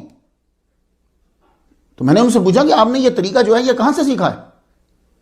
تو وہ کہنے لگے کہ میں حجاز میں اپنے مرشد کے ساتھ تھا, کہ میرے مرشد جو ہیں انہوں نے مجھے ذکر کا طریقہ اور خلوت میں بیٹھنے کا سلیقہ یہ میرے مرشد نے مجھے بتایا. آپ نے پھر ان کو ذکر کا طریقہ بتایا. شیخ علاء الدولہ سمنانی رحمۃ اللہ علیہ ان سے سیکھ کر الگ جا کر بیٹھ گئے پہاڑی کے اوپر, ذکر شروع کر دیا. آدھی رات ہوئی تو آپ کو سینے کی بائیں جانب سے شرارے نکلتے ہوئے نظر آئے. کبھی آپ نے دیکھا آگ جل رہی ہو نا, لکڑی کوئلوں کی آگ جو ہے, آپ اس کو ذرا ہلائیں تو آپ کو نظر آئیں گے اڑتے ہوئے, اگر وہ زیادہ مقدار میں ہو. تو شرارے نکلتے ہوئے نظر آئے. اب ڈر کے ذکر کو روکنا چاہا لیکن اب آپ کے اختیار میں نہیں تھا, جس اختیار میں ہی نہیں تھا. ذکر مسلسل کیے جا رہا, یہ کبھی کبھی کیفیت آری ہوتی, زبان اور دل دونوں مشغول تھے. سحری تک آپ ذکر کرتے رہے, لا الہ الا اللہ. یہ بہت بڑا ذکر ہے, سب سے بڑا ذکر, افضل الذکر. محمد مصطفیٰ صلی اللہ علیہ وسلم نے اسے قرار دیا افضل الذکر. یہ زمین و آسمان سے بھاری ہیں. اگر زمین و آسمان ایک پلڑے میں رکھ دیے جائیں اور ایک میں لا الہ الا اللہ لکھ کے رکھ, پورا کلمہ محمد رسول اللہ لا الہ الا اللہ لکھ کے رکھ دیا جائے تو زمین و آسمان ہلکے ہوں گے, یہ کلمہ بھاری ہوگا. تو لا الہ الا اللہ کی ضرب لگا رہے ہیں آپ, تو سحری تک یہ سلسلہ جاتی. تو جب سحری کا وقت ہوا تو حال یہ ہو گیا کہ شرارے نکلتے ہوئے آسمان تک جاتے نظر آئے. تو آپ اس کیفیت سے بڑی مشکل سے نکلے اور فجر کی نماز کے لیے کھڑے ہوئے. فجر کی نماز کے لیے جب آپ کھڑے ہوئے تو مصلی پہ جو ہی کھڑے ہوئے تو مصلی میں سے اللہ اکبر شراروں کا چشمہ ابلتا ہوا نظر آیا. آپ نے بمشکل فجر کی نماز جو ہے وہ مکمل کی. تو نماز کے بعد شیخ شرف الدین رحمۃ اللہ سے پوچھنے لگے, کیا دوران ذکر آپ کے جسم سے شرارے نکلتے ہیں؟ تو پوچھنے لگے آپ کے ساتھ یہ ہوا؟ کہا پوری رات یہ ہوا, حتیٰ کہ نماز فجر پڑھنا میرے لیے مشکل ہو گئی. تو شرف الدین مسکراتے ہوئے فرمانے لگے مبارک ہو مبارک ہو, میں 1 سال پورا اپنے مرشد کے ساتھ مکہ مدینہ میں رہا. میں 1 سال پورا موسم حج آ گیا, میں حج کے لیے احرام میں نے باندھ لیا, پورا سال میں ذکر کرتا رہا. تو جب عرفات یوم عرفہ آیا, عرفات میں جب میں ذکر کر رہا تھا اس وقت جو ہے یہ کیفیت مجھ پہ طاری ہوئی تھی. آپ کو تو چند گھنٹوں میں اللہ تعالیٰ نے عطا فرما دی ہے. اللہ. شیخ نور الدین اصفرایینی رحمۃ اللہ علیہ سے پوچھا یہ شرارے کیوں نکلتے ہیں؟ تو انہوں نے فرمایا تھا کہ تم نے چکماک دیکھا ہے؟ چکماک دیکھا ہے تم نے؟ جب ایک دوسرے پہ ضرب لگتی ہے تو چھپی چنگاریاں جو ہے وہ نکلتی. جنگل میں جب کبھی ہوتے ہیں, پرانے دور کے اندر ہوتا تھا, میچ سٹکس تو نہیں ہوتی تھی, یہ لائٹر تو نہیں ہوتے تھے نا, تو وہ پھر کیا کرتے تھے, جو جنگل میں ہوتے تھے وہ یوں 2 پتھر لے کے یوں رگڑتے تھے, اس میں سے چنگاری نکلتی تھی. تو جب چکماک جو ہیں 2 پتھر جب ایسے مارے جاتے ہیں, یوں مارا جاتا ہے تو چنگاری نکلتی ہے. تو فرمانے لگے کہ وہی معاملہ, ویسا ہی معاملہ ادھر ہے. جب کلمہ حق لا الہ الا اللہ کی ضرب دل کے اوپر لگتی ہے تو ایمان کی روشنی پھر نظر آتی ہے, چھپی ہوئی چیزیں پھر نظر آتی. اللہ اکبر جل شان. ہم نے تو خیر آج کل ہر چیز کو بدعت بدعت کہہ کے چھوڑ دیا. یہ ذکر جو تھا نا, صوفیہ کرام یہ ذکر اس لیے کرتے تھے. تو ان کے ساتھ رہتے ہوئے شیخ علاء الدولہ سمنانی رحمۃ اللہ علیہ نے بہت کچھ سیکھا. اب جو سچا شاگرد ہوتا ہے, جو سچا مرید ہوتا ہے, وہ ہر وقت اپنے استاد کا مرشد کا ذکر کرتا رہتا ہے. میرے استاد نے یہ سکھایا, میرے استاد نے, میرے مرشد نے یہ سکھایا, میرے مرشد یہ کرتے. تو آپ بھی اسی طرح ہی, انہوں نے یہ کہا, وہ بار بار جب ان کے کمالات کو سنتے تو علاء الدولہ سمنانی رحمۃ اللہ کے دل میں جو ہے ان کی محبت بڑھتی جاتی. تو پھر آپ نے ان کے ساتھ رہ کر 40 کیے, جن کو آپ چلے کہتے ہیں. واردات غیبیہ کا تذکرہ آپ ان سے کرتے, وہ رہنمائی کرتے. شیخ شرف الدین نے علاء الدولہ سمنانی رحمۃ اللہ علیہ کے متعلق ایک خط اپنے مرشد کو بغداد میں لکھا. وہاں سے ایک جواب بھی آیا. آپ کی عمر مبارک تقریباً 77 سال بنتی ہے شیخ علاء الدولہ کی, اس میں سے بھی 26 نکال لو, باقی بجے 51. ان سالوں میں آخری 20 نکال دو, ٹھیک ہے. 51 میں سے بھی 20 نکال دو, کتنے بچے؟ 31. تو بقول سید محمد نور بخش رحمت اللہ علیہ آپ نے 270 چلے کاٹے ہیں. 270 40 کیے آپ نے 31 سال کے اندر, کیونکہ آخری 20 سال میں بھی آپ کو منع کر دیا گیا تھا اب نکلو یہاں سے, خلوت میں آپ نے زیادہ نہیں بیٹھنا, جلوت میں آئیے, لوگوں کو فیض پہنچائیے. تو میری تحقیق کے مطابق صرف 31 سال کے اندر 270 40 آپ نے کیے. تو آپ کو القاء ہو گیا. یہ جو آپ شرف الدین رحمت اللہ علیہ کے ساتھ 40 کرتے تھے, القاء ہو گیا آپ کو, اور یقین ہو گیا کہ صحیح مذہب شیخ نور الدین اصفرایینی رحمت اللہ علیہ کا ہے. دوسرے صوفیاء سے بھی آپ ملتے تھے. تو عشق مصطفیٰ, اصلی عشق جو ہے وہ آپ نے شیخ زاہد ابراہیم رحمت اللہ علیہ سے سیکھا. آپ شیخ مولانا احمد کے ساتھ رہے, ان کے ساتھ رہ کر کلمہ حق کو بیان کرنا سیکھا آپ نے. دیکھو ایک بات میں آپ کو بتاؤں, بعض اوقات لفظ سیکھنے کا مطلب یہ نہیں ہوتا جو آپ سمجھتے ہیں. بعض اوقات لفظ سیکھنا کا مطلب یہ ہوتا ہے کہ چیز آلریڈی اندر ہوتی ہے، توجہ دلانا، چیز آلریڈی اندر ہوتی ہے۔ اللہ تعالیٰ نے ساری چیزیں بند کر کے، سارے اسرار و رموز بند کر کے اندر آپ کی باڈی کے اندر فٹ کر دیے، اب وہ آپ کو بتا دیا ہے یہ کرو گے، وہ کھلتے جائیں گے۔ سٹیجز آتے جاتے ہیں، اس سٹیج پہ پہنچو گے یہ دروازہ کھل گیا، اس سٹیج پہ پہنچو گے یہ دروازہ کھل گیا، اس سٹیج پہ پہنچو گے یہ دروازہ کھل گیا۔ اور اگر آپ نے کبھی اس گیم کو شروع ہی نہیں کیا تو دروازے کاہے کے کھلیں گے؟ تو حالت یہ ہوئی ہے کہ اللہ تعالیٰ نے بتایا تھا کہ یہ سارے اسرار و رموز اس رستے پہ جاؤ گے، یہ سٹیج کرو گے، یہ کرو گے، یہ کرو گے، یہ کرو گے، یہ کھلتے جائیں گے۔ ہم نے وہ رستے نہیں چنا، ہم ادھر سے آ گئے۔ تو راستہ جب ہم نے دوسرا اختیار کر لیا تو پھر راہ کے اندر وہ مقامات تو نہیں آئیں گے۔ اب چونکہ میں پاکستان سے ہوں، میں تو وہی بات کروں گا۔ ایک آدمی ہے، اس نے جانا اسلام آباد ہے، وہ چل پڑا ملتان سائڈ پہ،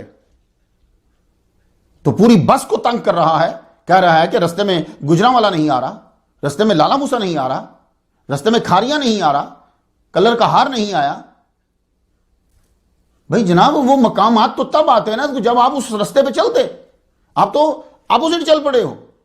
سیم حالت مسلمان کی یہی ہے کہ اللہ تعالیٰ نے بتایا تھا کہ اس رستے پہ چلنا ہے تو یہ انعامات تمہیں ملیں گے۔ اب ہم چل پڑے اپوزٹ اور شور مچا رہے ہیں پوری دنیا میں، یار وہ انعامات کیوں نہیں مل رہے؟ وہ انعامات کیوں نہیں مل رہے؟ بھائی اس رستے پہ جہاں انعامات ہوتے ہیں اس رستے پہ ہم ہیں ہی نہیں ہیں۔ انسان کے اندر وہ چیزیں ہیں، لیکن وہ مقامات جس رستے پہ چل کر کھلتے تھے وہ ہیں نہیں، اس رستے پہ ہی ہم ہیں۔ صاحب نے شیخ الکبیر شمس الدین ساؤجی رحمۃ اللہ علیہ کے ساتھ گزارا۔ زہد و تقوی کے یہ آئیکن تھے، حتیٰ کہ عبد الرحمن اسفراجینی رحمۃ اللہ علیہ بھی ان پر فخر کیا کرتے تھے، لیکن اپنا مرشد آپ نے صرف شیخ نور الدین اسفراجینی رحمۃ اللہ علیہ کو مانا۔ ایک دن والد صاحب نے پوچھ لیا آپ سے، آپ کے والد کا نام محمد ہے، کہنے لگے آج کل ان علاقوں میں کون کون سے اولیاء ہیں، ولی کون کون ہے؟ تو آپ نے سب کے نام لے کے بتایا۔ تو کہنے لگے جب آپ کہہ رہے ہو کہ یہ ولی کامل ہیں تو پھر اتنی دور بغداد کا پیر ماننے کی ضرورت کیا تھی؟ تو آپ نے عرض کی ابا حضور بات یہ ہے کہ لوہار کا کام سنار نہیں کر سکتا، میرا ایک مقصد تھا وہ صرف انہی سے پورا ہوا، صرف انہی سے پورا ہوا، تو لوہار کا کام سنار نہیں کر سکتا۔ اللہ اکبر جل شانہ۔ شیخ شرف الدین بغداد چلے گئے،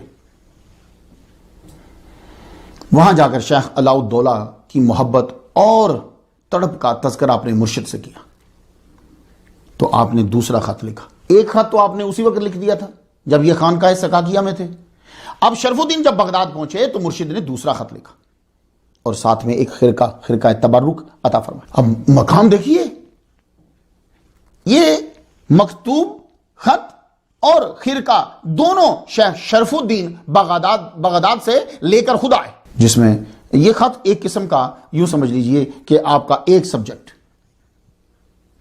پہلا مل گیا، یہ لیجئے، جس میں آپ کو مرشد نے چلوں کی اجازت دی، پھر مراقبوں میں جو نظر آئے ان کی تعبیرات مکاشفات کی تبیین، کون سا مشاہدہ حق کی طرف سے ہے اور کون سا شیطان کی طرف سے، یہ بڑا سمجھنا پڑتا ہے۔ اور خاص شے جو عطا فرمائی وہ تھی کہ جب اشیاء دیکھیں تو ان کی تشریحات مرشد کی روح سے پوچھنے کا طریقہ، یہ خاص آپ نے ایک چیز عطا فرمائی، یعنی کوئی چیز آپ کو پوچھنا ہے تو مرشد کی روح سے کس طرح پوچھیں گے، شیخ اسفراجینی رحمۃ اللہ علیہ نے آپ کو یہ خاص طریقہ بتا دی۔ یکم ذی القعدہ 687 ہجری میں آپ مرشد کا خرقہ تبرک لے کر ان کے طریقے میں چلے میں بیٹھ گئے، اب سے وہ مشاہدات ہوئے کہ عقل دنگ الفاظ تنگ۔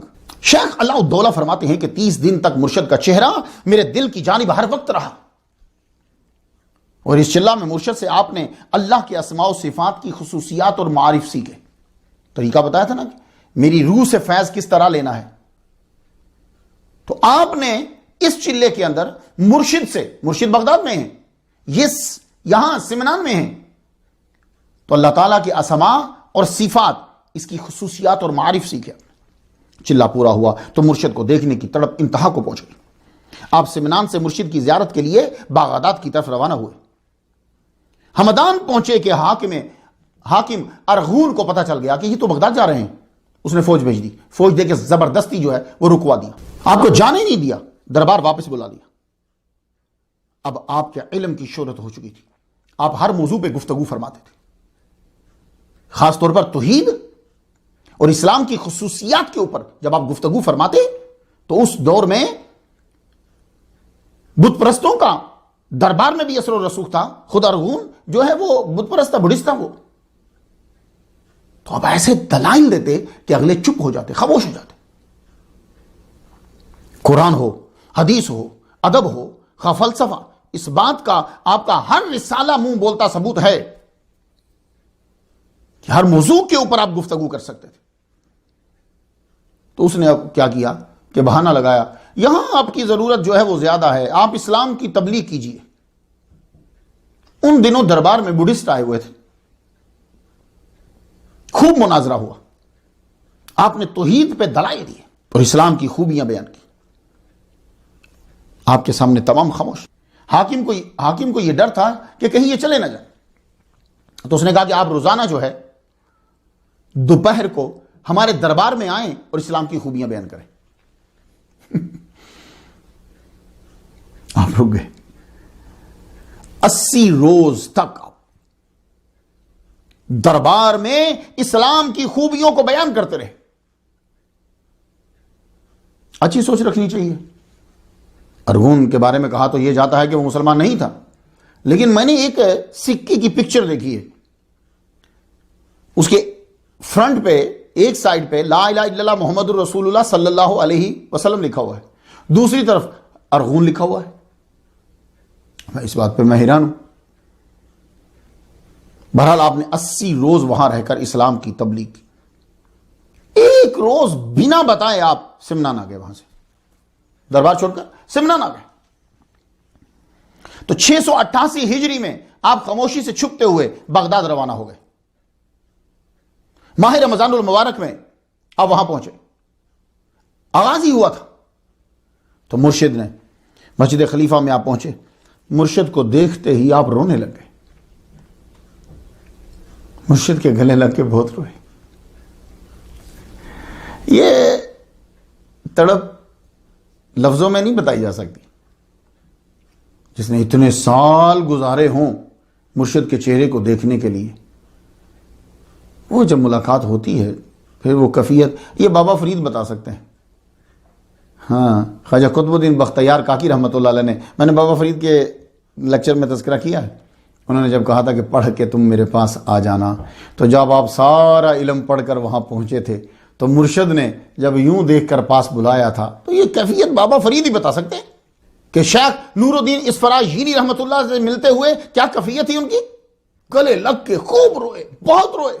تو اب یہ نہیں ہے چلو ان کو ایک کمرہ دے دو آرام کریں یہ سوئیں, نہیں, ادھر مرید آیا ہے, فوراً آپ نے مسجد میں کہا اعتکاف بیٹھ جاؤ. ماہ رمضان کے شروع میں ہی آپ نے گویا کے چلے پہ بٹھا دیا, اعتکاف بیٹھ جاؤ یہاں.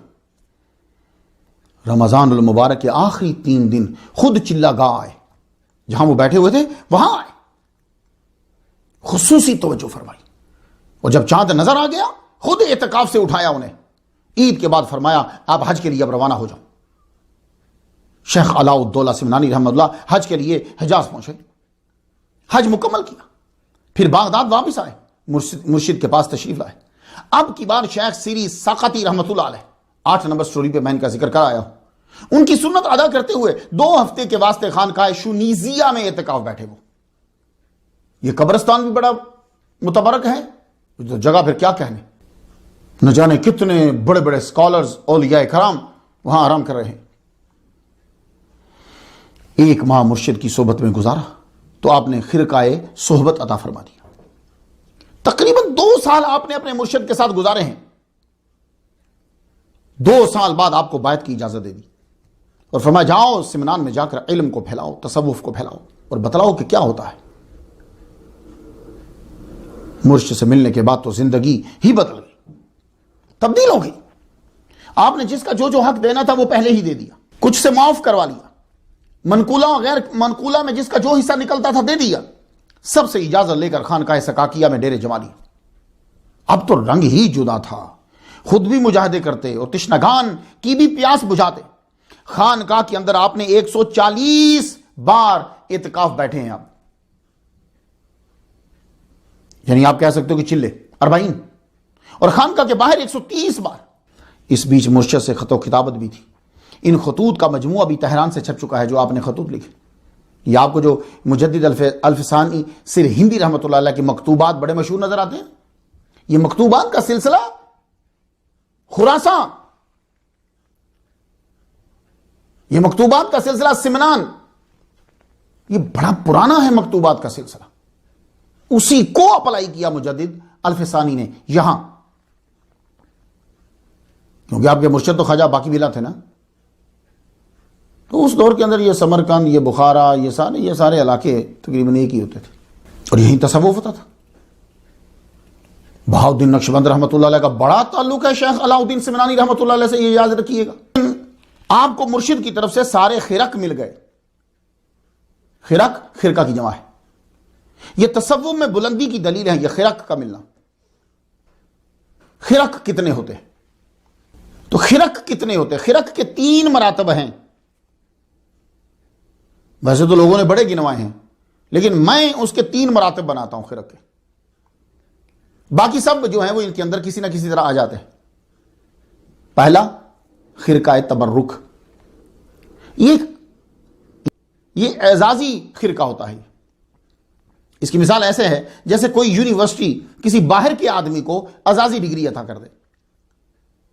یہ کوئی بھی پیر کسی بھی پیر کے مرید کو خوش ہو کے عطا کر سکتا ہے. اس کو کہتے ہیں خرقہ تبرک. میرے پاس کافی سارے ہیں. تو خرقہ تبرک یہ ایک اعزازی ہے. خرقہ ذکر، اس کی حیثیت تصوف میں ایسی ہے جیسے آپ کوئی کورس کرتے ہو تو سرٹیفکیٹ ملتا ہے، ڈپلومہ ملتا ہے. تو مرشد جو ہوتا ہے وہ اپنے مرید کے کسی معاملے میں خوش ہوتا ہے، خاص طور پر اس کے اذکار و عبادات کے معاملات سے، تو اسے عطا کر دیتا ہے. تو اس کو خرقہ ذکر کہتے ہیں. یہ ڈپلومہ ہے، اس کی حیثیت ایک ڈپلومے کی سی ہے. وہ کوئی بھی شعبہ ہو سکتا ہے مرید کا. تیسرا خرقہ صحبت، اس کی حیثیت جو ہے وہ کامل ڈگری کی ہے. یہ مرشد اپنے مرید کو اس وقت عطا کرتا ہے جب مرید کو اس قابل دیکھتا ہے کہ اب یہ ناقص کو کامل بنا سکتا ہے. اپنے پاس رکھ کے اس کی تربیت کر کے، تربیت کرنے کے بعد جب دیکھتا ہے کہ یہ اس قابل ہے تو اس وقت خرقہ صحبت اسے عطا کر دیا جاتا ہے. تو شیخ علاؤ الدولہ سمنانی رحمۃ اللہ علیہ نے بہت سے خرق مرشد سے لیے، تو وہ ان 3 میں سے کسی ایک جگہ ہی آئیں گے. خرقہ ملمہ یہ شرف الدین لے کر آئے تھے ان کے لیے. خرقہ ذکر یہ عبد الرحمن اسفرائینی رحمۃ اللہ علیہ نے اپنا خرقہ انہیں دیا تھا، جسے علاؤ الدولہ سمنانی رحمۃ اللہ علیہ ذکر کرنے کے دوران عرصہ 10 سال تک پہنتے رہے. خرقہ ہزار میخی، خرقہ شیخ نجم الدین الطامۃ الکبریٰ، اس میں حضور صلی اللہ علیہ وآلہ وسلم کا کنگا مبارک بھی. شیخ علاؤ الدولہ کے نزدیک خرقہ تصوف میں بہت ضروری ہے، بہت ضروری ہے. اللہ اکبر جل شانہ. تو آپ بھی آگے اب اس قابل تھے، آپ کو بنا دیا گیا، مرشد کی طرف سے اجازت مل گئی، بیعت کر سکتے ہو، خرق دے سکتے ہو. تو آپ جہاں لوگوں کی روحانی ضرورتیں پوری کر رہے تھے، وہاں آپ سالانہ 90,000 خانقاہ میں خرچ کرتے تھے اپنی جیب خاص سے. اللہ، تو آپ کی خانقاہ تو تصوف کا مرکز بن گئے. تو یہ یاد رکھیے گا، صوفیاء کرام، اولیاء کرام جو ہیں وہ جب امیر ہوتے ہیں، وہ امیر اسی لیے ہوتے ہیں وہ اپنی جیب خاص سے خرچ کرتے ہیں صوفیاء کے اوپر. اور اگر وہ امیر نہیں ہیں، ان کا کوئی مرید امیر ہے یا ان کے پاس دولت آتی ہے، تو اسے ہاتھ نہیں وہ لگاتے. وہ صوفیاء کے لیے، وہ جہاں لوگ جو جہاں وہاں رہ رہے ہیں ان کی خوراک کے لیے. خود جا کے آپ ان کی خوراک دیکھ لیجئے گا. وہ اپنے پلے سے کھائیں گے نہیں تو اتنی ہی لیں گے جسے کوتے لا یموت آپ کہتے ہیں. خانقاہ تصوف کا مرکز بن گئی. دور دراز سے لوگ جو ہیں وہ آنے لگے. تو جو حاکم تھا ارغون، آپ سے بڑا متاثر تھا. اسے جب معلوم ہوا کہ یہ میرے ہی علاقے میں ہے اور کہیں نہیں گئے، خاموش ہو گیا. پھر اس نے کچھ نہیں کہا. وقت گزرتا گیا، وہ بھی دنیا سے گزر گیا. پھر ابو سعید حاکم ہوئے. اس کے عمراء میں سے امیر چوپان اور امیر نوروز یہ علاؤ الدولہ کے مرید ہوئے. اب آپ کا پھر دربار سے تعلق ہوا، مگر دب کے نہیں دبا کے تھا. پہلے تعلق تھا دب کے، اب دبا کے. اب دربار میں صوفیاء کا آنا جانا تھا، آپ کا ہی اب سیاسی اور مذہبی اثر و رسوخ تھا۔ اب بغداد جانے سے کوئی نہیں روکتا تھا، جب دل کرتا مرشد کی زیارت کو چلے جاتے۔ حج کے لیے بھی کئی بار آپ گئے، اب حکومت آپ کو روکتی نہیں تھی، آپ جاؤ حکومت میں۔ لیکن جب آپ یہ سمجھو کہ میں، جیسے پانی میں آپ گھڑی لے جاتے ہو، پانی میں آپ کیمرہ لے جاتے ہو، کب؟ جب کمپنی آپ کو گارنٹی دیتی ہے کہ یہ واٹر پروف ہے۔ اب آپ کیمرہ پانی میں لے جا رہے ہو، گھڑی پانی میں لے جا رہے ہو، کیوں؟ وہ بنائی ایسی کی۔ تو جب آپ کو گارنٹی ہو جائے، یقین ہو جائے کہ اب میرا دل دنیا پروف ہو گیا ہے، اس کا اثر نہیں ہو سکتا، تو جاؤ، تمہارے جانے سے ان کو فائدہ ہوگا۔ تعلیمات اور تصنیفات، یہ صوفیاء کا کمال ہوتا ہے، یاد رکھیے گا۔ اب ہم یہی دیکھتے ہیں، اولیاء بے شمار ہیں۔ اگر میں صرف اولیاء کو بیان کرنے لگ جاؤں تو آج تک یا اب تک میں ہزاروں کی تعداد میں بیان کر چکا ہوتا، لیکن میں کوشش کرتا ہوں کہ میں ان صوفیاء اور اولیاء کو سرنامہ کلام بناؤں کہ جنہوں نے کتب لکھی ہیں اور ہمارے تک پہنچی ہیں، تاکہ لوگوں کو معلوم ہو کہ صوفیاء سارے ہی، اولیاء سارے ہی، معلوم ہے پڑھا ہے یا نہیں معلوم کے پڑھا ہے، وہ ہوتے عالم ہی ہیں، کیونکہ ولی بن ہی نہیں سکتا جاہل آدمی، یہ یاد رکھیے گا۔ وہ شعبدہ باز تو ہو سکتا ہے، اللہ کا دوست نہیں ہو سکتا۔ یہ بڑا جملہ مشہور شیخ علاء الدولہ سمنانی رحمۃ اللہ علیہ کا، ارید اللہ ارید الا ما ترید، میں یہ چاہتا ہوں کہ جب تک تو نہ چاہے میں کچھ نہ چاہوں۔ یہ آپ کا جملہ بڑا خانقاہ میں مشہور تھا۔ ان صوفیاء میں سے ہیں جنہوں نے صرف خانقاہ میں چلے ہی نہیں کاٹے، خود تصانیف کا کام بھی کیا۔ اب آپ دیکھ لیجئے شیخ علاء الدولہ سمنانی کے 40 اور ہمارے چلے،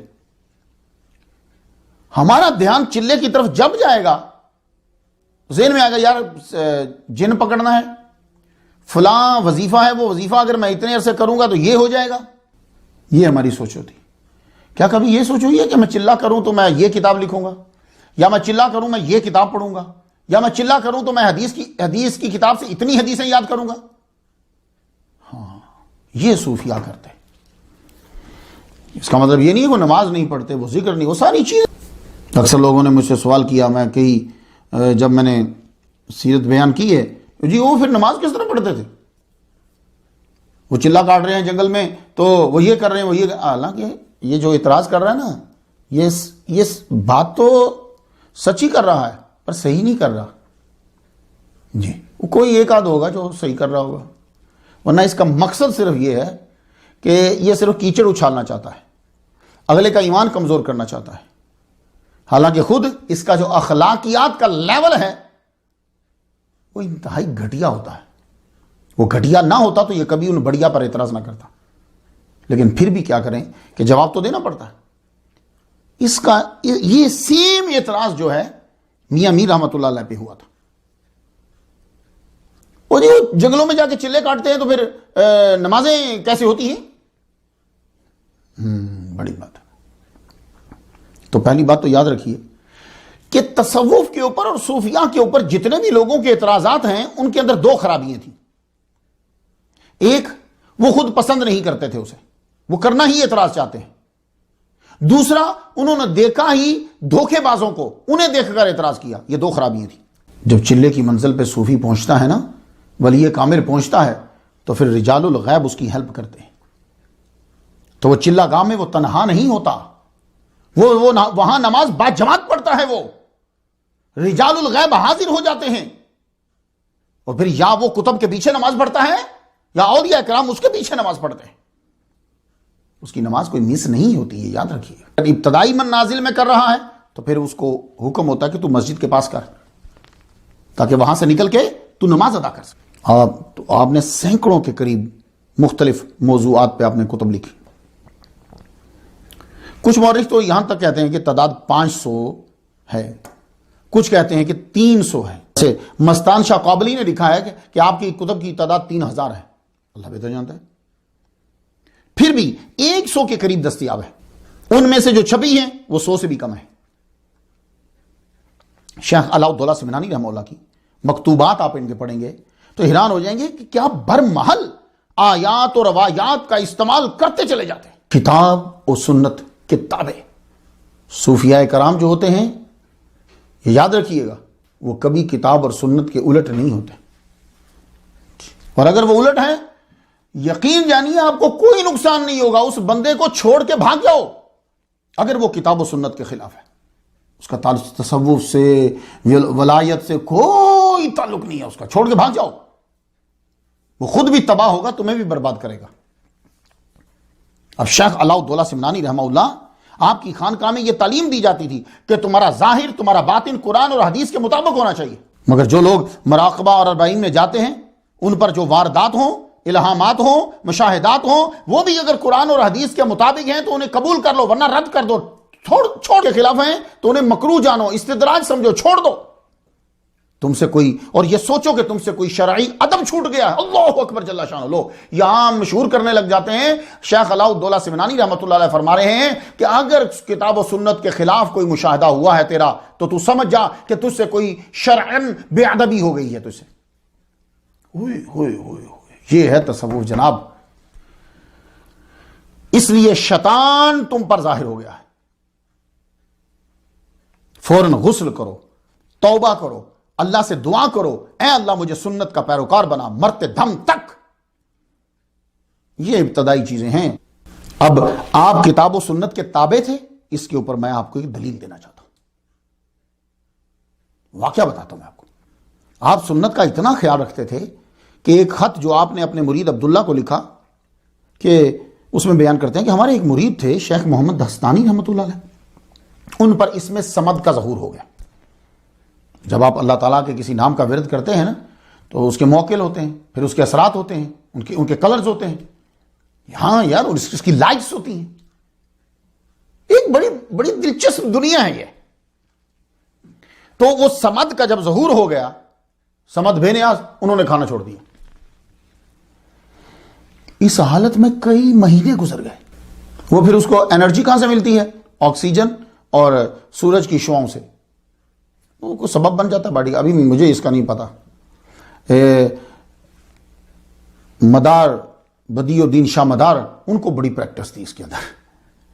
سید بدی الدین شاہ مدار رحمۃ اللہ علیہ وہ شعاؤں سے انرجی کیسے لیتے ہیں. ابھی ایک کوئی یہ سب ابتدائی چیز مسلمانوں میں آپ کو بتاتا ہوں کہ ولی اللہ اس پہ فخر نہیں کرتے. وہ جو ولی اللہ تھے ان کے مرید شیخ علاء الدولہ سمنانی رحمہ اللہ کے, سمد اس میں سمد کا جب ظہور ہوا, کھانا پینا چھوڑ دیا, کئی مہینے گزر گئے.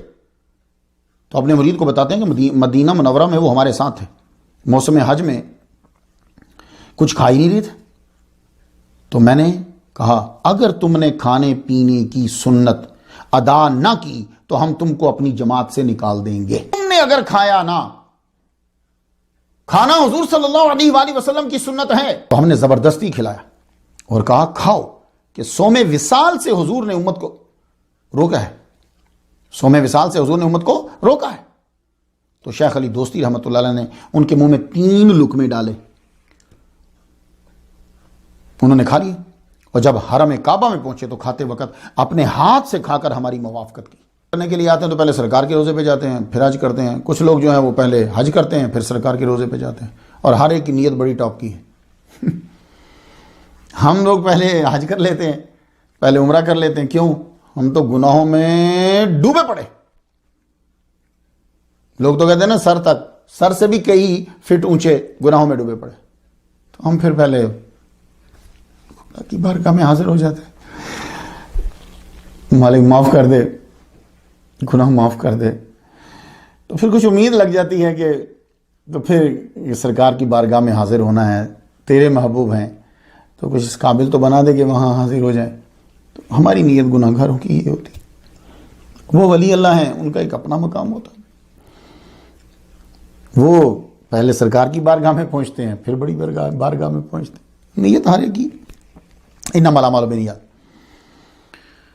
تو پھر انہوں نے ہماری موافقت کی. تو حضرت شیخ علاء الدولہ سمنانی رحمۃ اللہ علیہ حضرت جنید بغدادی کا قول مریدین کو سنایا کرتے تھے. ما وصل الى اللہ الا باللہ ومن جعل السبیل الى الوصول الى اللہ عز وجل غیر متابعت المصطفى دل ما وصل الى اللہ الا باللہ. اللہ تک اللہ کے ذریعے سے ہی پہنچو گے. اور جس شخص نے اللہ تک پہنچنے کے لیے کوئی ایسا رستہ استعمال کیا کہ جس رستے کے اندر محمد مصطفیٰ صلی اللہ علیہ وآلہ وسلم کی پیروی نہیں ہے، وہ گمراہ ہوا. یہ جملہ آپ مجھے اجازت دیں تو میں کہہ دوں کہ سب کے اوپر فرض عین ہے، اگر آپ مجھے اجازت دیں تو. ویسے اتھارٹی نہیں میرے پاس کہ یہ ان لوگوں کو جا جا کے سناؤ کہ جو کہتے ہیں کہ تصوف، صوفیہ، یہ سارے جو ہیں کرسچینٹی کے پیروکار ہیں. ان کو یہ بتا دیجیے کہ شیخ علاء الدولہ سمنانی رحمۃ اللہ علیہ نے اپنی خانقاہ کے اندر کیا اصول رکھا تھا. مرید کو یہ بتاتے تھے ما وصل الی اللہ الا باللہ ومن جعل السبیل الی الوصول الی اللہ عز وجل غیر متابعت المصطفیٰ دل، گمراہ ہے. تصوف میں نبی کی اتباع چھوڑ کر کوئی اللہ تک پہنچنا چاہ رہا ہے، گمراہ.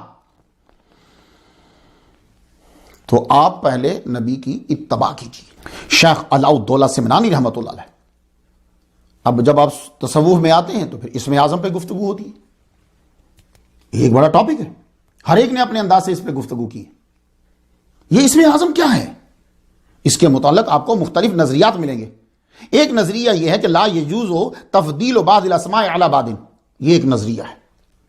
ہاں، لا یجوز تفضیل بعض الاسماء علی بعض،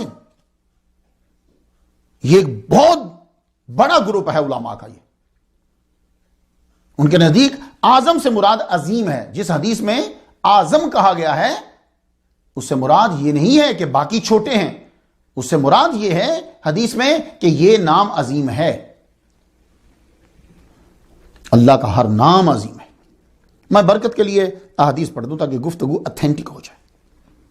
حضرت انس بن مالک بیان کرتے ہیں کہ ایک صاحب نماز کے لیے مسجد میں آئے.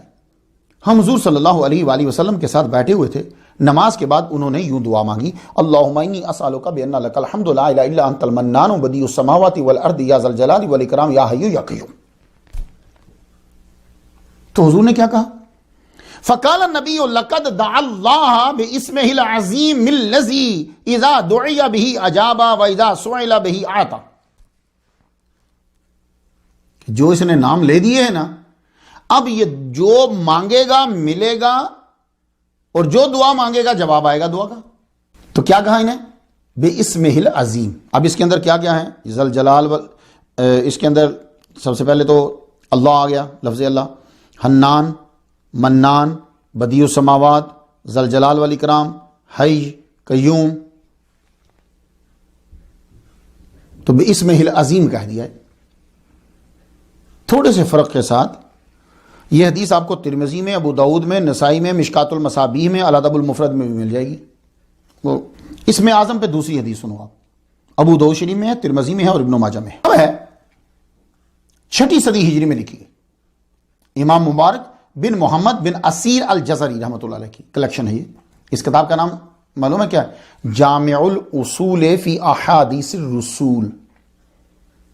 یہ اس کا نام ہے، جامع الاصول فی احادیث الرسول. اللہ تعالیٰ کے ناموں کے معنی کو جاننا ہو نا آپ نے، تو یہ کتاب آپ کی لائبریری میں ہونی چاہیے. صفحہ 173 اس کا پڑھیے، عربی میں ہے. اس کی چوتھی جز صفحہ 172، باب ثانی، قسم اول، فصل اول. ان رسول اللہ صلی اللہ علیہ وسلم قال اسم اللہ الاعظم فی ہاتین الآیتین. کیا کہا؟ کہ اس اللہ کا اسم اعظم جو ہے، اسم اللہ الاعظم جو ہے، ان 2 آیات میں ہے. ہاتین الآیتین. پہلی وَإِلَٰهُكُمْ إِلَٰهٌ وَاحِدٌ لَا إِلَٰهَ إِلَّا هُوَ الرَّحْمَٰنُ الرَّحِيمُ. اس اللہ لا الہ الا هو الحی القیوم. تو ابن ماجہ میں ہے کہ حضور نے فرمایا اسم اللہ الاعظم قرآن کی 3 سورتوں میں ہے، البقرہ، آل عمران اور طٰہٰ. تو یہ جب حضور نے یہ کہا کہ ان 3 میں ہے، تو پھر ساری سوچوں کو بند کر کے اگر یہ گفتگو کریں کہ اسم اعظم تو پھر ایک ہوگا نا، تو اگر وہ 3 میں ہے تو کوئی ایسا ہوگا کہ جو تینوں میں مشترکہ ہو. اگر آپ کو پہلی میں بھی اسم اعظم ہے، دوسری میں بھی اسم اعظم ہے، تیسری میں بھی اسم اعظم ہے، یہ تو نہیں ہوگا نا. تینوں میں سے ایک اسم اعظم ہوگا. اب پہلی میں کیا ہے؟ رحمان اور رحیم. دوسری میں رحمان رحیم نہیں ہے، حی القیوم۔ تو اب غور کرنا پڑے گا کہ ایک میں حی قیوم ہے، دوسری میں رحمان اور رحیم ہے، تو اس میں اعظم کون سا ہے؟ یہ اس میں نہیں ہے، وہ اس میں نہیں ہے، تو تین میں ہے، تو قدر مشترک وہ ہے ہو۔ وَإِلَٰهُكُمْ إِلَٰهٌ وَاحِدٌ لَا إِلَٰهَ إِلَّا هُوَ، اللہ لا الہ الا ہو۔ اور یہ ہو لفظ اللہ کے اندر بھی ہے، اللہ ہو الہ کے اندر بھی ہے، تو یہ ہو جو ہے یہ آپ کو نظر آئے گا۔ تو اسی لیے کہتے ہیں کہ اللہ یہ بھی اصل میں الالہ ہے۔ تو امام اعظم نعمان بن ثابت رحمت اللہ علیہ نے فرمایا کہ اسم اللہ ہی اسم اعظم ہے جی۔ انہوں نے اسی لیے انہوں نے کہا کہ یہ اسم اللہ ہی اسم اعظم ہے، کیونکہ یہ ذاتی ہے اور ذاتی میں سب صفاتی نام آ جاتے ہیں۔ ابو البقاء الحنبلی نے بھی یہی کہا کہ اسم اللہ ہی اسم اعظم ہے۔ علامہ شربینی شافعی رحمۃ اللہ علیہ نے یہ کہا کہ اسم اللہ ہی اسم اعظم ہے، یعنی اللہ۔ شیخ علاء الدولہ سمنانی نے اپنے مرید کو مکتوب میں یہی لکھا کہ اسماء الہی میں لفظ اللہ کے سوا کوئی اور اسم لائق نہیں کہ اسم اعظم کے اسرار ظاہر ہوں۔ یہ ہے پڑھے لکھے صوفی پیر کا فائدہ۔ کیا فرمایا آپ نے؟ آپ نے کہا کہ اللہ، یہ جو اللہ تعالیٰ کا خالق کائنات کا ذاتی نام ہے اللہ، اسم اعظم کے اسرار اسی کے اندر ہیں، اور کوئی نام یہ صلاحیت رکھتا ہی نہیں۔ تو یہ آپ کو مل جائے گا، الہکم الہ واحد لا الہ الا ہو، دوسری میں اللہ لا الہ الا ہو۔ شیخ علاء الدولہ رحمۃ اللہ علیہ نے قرآن کی تفسیر بھی لکھی۔ جو لوگ چاہتے ہیں کہ ہم قرآن کی صوفیانہ تفسیر پڑھیں، وہ شیخ علاء الدولہ سمنانی رحمہ اللہ کی تفسیر پڑھیں۔ اس میں اصطلاحاً تشریحاً تصوف ہی تصوف نظر آئے گا۔ میں مائع مہین کیا تبصرہ کر سکتا ہوں ان کی کتاب پر، ان کی تفسیر پر۔ آپ کو شوق دلانے کے لیے کہکشاں میں سے ستارے دکھاتا ہوں چند آپ کو، وہ بھی وہ جن کو میں پکڑ سکتا ہوں، کہ کوئی، کیونکہ کچھ تو نیلے ہوتے ہیں، بہت گرم ہوتے ہیں، تو جو پکڑ سکتا ہوں آپ کو دکھا دیتا ہوں۔ ان کی تفسیر سنیں۔ سورۃ الفاتحہ کو فاتحہ کیوں کہتے ہیں؟ آپ کے ذہن میں آگے جوابات، ان کے سنیے کہ سورۃ الفاتحہ کو فاتحہ کیوں کہتے ہیں؟ لحقائق القرآن المکنونۃ فی ہذہ السورۃ، اس لیے کہ اس کے اندر قرآن مجید کے چھپے ہوئے جو حقائق ہیں وہ یہ واضح کرتی ہے، کھولتی ہے۔ اس نے عالم لاہوت کے خزانے کھول دیے۔ دیکھ رہے ہیں آپ، تشریح بھی کریں گے اور اصطلاح بھی استعمال کریں گے تو تصوف کی، کیونکہ اس نے عالم لاہوت کے خزانے کھول دیے ہیں، اس لیے اس کو فاتحہ کہتے ہیں۔ یہ لاہوت جو ہے، آپ نے سنا گا عالم لاہوت، عالم ناسوت، عالم جبروت، عالم شہادہ، عالم اسباب، نام سنے آپ نے؟ کہتے ہیں کہ 18,000 عالم ہیں۔ تو اولیاء جو ہوتے ہیں وہ ان میں پرواز کرتے ہیں۔ تو سورۃ الفاتحہ نے عالم، عالم نہیں، عالم لاہوت کے خزانے کھول دیا۔ اب لاہوت کیا ہے؟ یہ لاہوت اصل میں لاہو اللہ ہے، واو اور تا مبالغہ اور تاکید کے لیے لے کر آئے۔ عالم امر اور عالم غیب بھی اس کو کہتے ہیں، عالم لاہوت کو۔ تو عالم لاہوت کیا ہوا؟ آج یہی یاد رکھیے۔ شیخ علاء الدولہ سمنانی رحمۃ اللہ علیہ فرماتے ہیں کہ عالم لاہوت کے خزانے کھولتی ہے سورۃ الفاتحہ۔ ایسے جناب، ایسے نہیں 2 بار اتری۔ جس جگہ پہ قرآن میں اس کا ذکر ہے نا، وہ دونوں آیات، پچھلی، اگلی اور یہ، ذرا تینوں کو پڑھیے گا، مزہ آ جائے گا آپ کو۔ اگر آپ پر اسرار کھل گئے تو آپ بھول جاؤ گے یہ دنیا کے خزانوں کو، غربت پھر آپ کو یاد نہیں رہے گی، چاہے آپ جتنے مرضی غریب ہو گئے۔ ہاں، پڑھیے گا اسے، اللہ کرے آپ پہ اسرار کھل جائیں۔ تو یہ عالم لاہوت وہ جہان ہے، وہ عالم ہے کہ جو اللہ کے ساتھ مختص ہے۔ آپ کی یہ دنیا جہاں آپ رہ رہے ہیں اس کو عالم شہادہ کہتے ہیں، عالم اسباب بھی کہتے ہیں اور عالم شہادہ بھی کہتے ہیں۔ اہدنا الصراط المستقیم کی تشریح سن لیجیے، آپ بار بار روز پڑھتے ہیں نا اہدنا الصراط المستقیم، تو فرماتے ہیں کہ ہدایت 3 طرح کی ہو۔ ہدایت علی ثلاثۃ وجہ، ہدایت العام، ہدایت الخاص، ہدایت الاخص۔ یہ ایک صوفی لکھ رہا ہے کتاب، تو کیا کہتے ہیں؟ ہدایت العام یہ ہے کہ بندے کو معلوم ہو کہ ساری کائنات کا خالق حقیقی اللہ ہے، یہ ہدایت العام ہے۔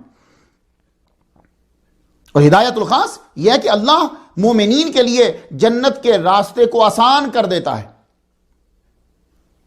یہ ہدایت خاص ہوتی ہے کہ جب مومن چلتا ہے راستے کے اوپر تو راستہ اس کے لیے آسان ہو جاتا ہے، اس کو تکلیف کا احساس نہیں ہوتا۔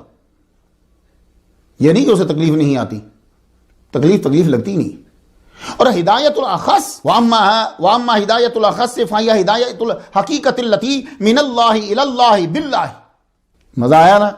تو اہدنا الصراط المستقیم، یہ جو تم کہہ رہے ہو اللہ ہمیں ہدایت دے دے، تو آپ اس سے ہدایت عامہ، ہدایت العام، ہدایت الخاص اور ہدایت الاخص، اور پھر اس کے اوپر استقامت طلب کر رہے ہوتے ہو۔ صوفیانہ تشریح اور برمحل آیات، جب یہ ہدایت کی گفتگو کر رہے تھے تو ساتھ ہی لکھتے ہیں قل ان ھدی اللہ ھو الھدی۔ کیسی پرفیکٹ آیت لے کر آئے، قل ان ھدی اللہ ھو الھدی۔ اور ہدایت تو وہی ہے جو اللہ دیتا ہے، ہدایت اسی کی کہ آپ نہ جانے کن کو ڈھونڈ رہے ہیں اور کن سے ملے ہیں آپ لوگ۔ آپ کی تشریحات صوفیانہ ہیں، قرآن کی ہو یا حدیث کی۔ آپ کا ایک رسالہ ہے ارواح المومنین، اس میں ایک حدیث ہے ان ارواح المومنین فی طیر خضر تعلق بشجرۃ الجنہ۔ حدیث مبارکہ آپ مسلم شریف میں پڑھیں گے یا دوسری کتب میں پڑھیں گے تو مختلف الفاظ کے ساتھ ملے گی آپ، لیکن میں ان کی کتاب، چونکہ آپ کو سیرت ان کی بتا رہا ہوں اس لیے انہی کی کتاب سے پڑھ کے سن۔ اور پھر تصوف، اولیاء کرام۔ آپ نے جب آگے جانا ہو تو صحابہ کرام اور اہل بیت، ان سے محبت ضروری ہے، کسی ایک کی بھی توہین آپ کے راستے کو روک دے گی۔ جی، ان کے جھگڑے ان کے اپنے ہیں، یا وہ تیرا فرض نہیں ہے۔ اب شیخ علاء الدولہ سمنانی رحمہ اللہ کہ جن کی ایک روایت کے مطابق 3000 کے قریب کتابیں ہیں، آپ حب اہل بیت اور حب اصحاب کے بارے میں کیا فرماتے ہیں، سن لیجیے۔ اب آپ نے اپنے مرید شیخ تاج الدین کرکھری رحمۃ اللہ علیہ کو بتایا حب اصحاب اور ازواج کے بارے میں۔ بات بڑھانے سے پہلے میں یہ بتاتا جاؤں کہ یہ بات آپ کے مکتوبات سے پڑھ رہا ہوں میں۔ مکتوبات کا مجموعہ پہلی بار ہارورڈ یونیورسٹی نے چھاپا ہے اور ان کو بھی جمع کیا۔ یہ کام کپل نے کیا، میاں بیوی نے، ڈاکٹر سیناسی ٹھیکن۔ He completed his PhD at the University of Hamburg in 1958۔ Harvard university میں 1965 سے وفات تک ہیڈ آف ڈپارٹمنٹ آف ترکی زبان و ادب جو ہے یہ وہاں رہے ہارورڈ یونیورسٹی میں۔ اور ان کی وائف ڈاکٹر گنول ٹھیکن، 1967 میں ان کی شادی ہوئی ان کے ساتھ۔ بعد میں یہ امریکہ آ گئی، ہارورڈ یونیورسٹی میں پڑھتی بھی رہی، آج کل یہ ترکی میں ہے۔ تو یہ جو مکتوبات ہیں شیخ علاء الدولہ سمنانی رحمۃ اللہ علیہ کے، یہ پہلے انگلش میں، انگلش سے پھر ان کا ترجمہ ہوا، جی اب اردو میں بھی مل جاتے ہیں۔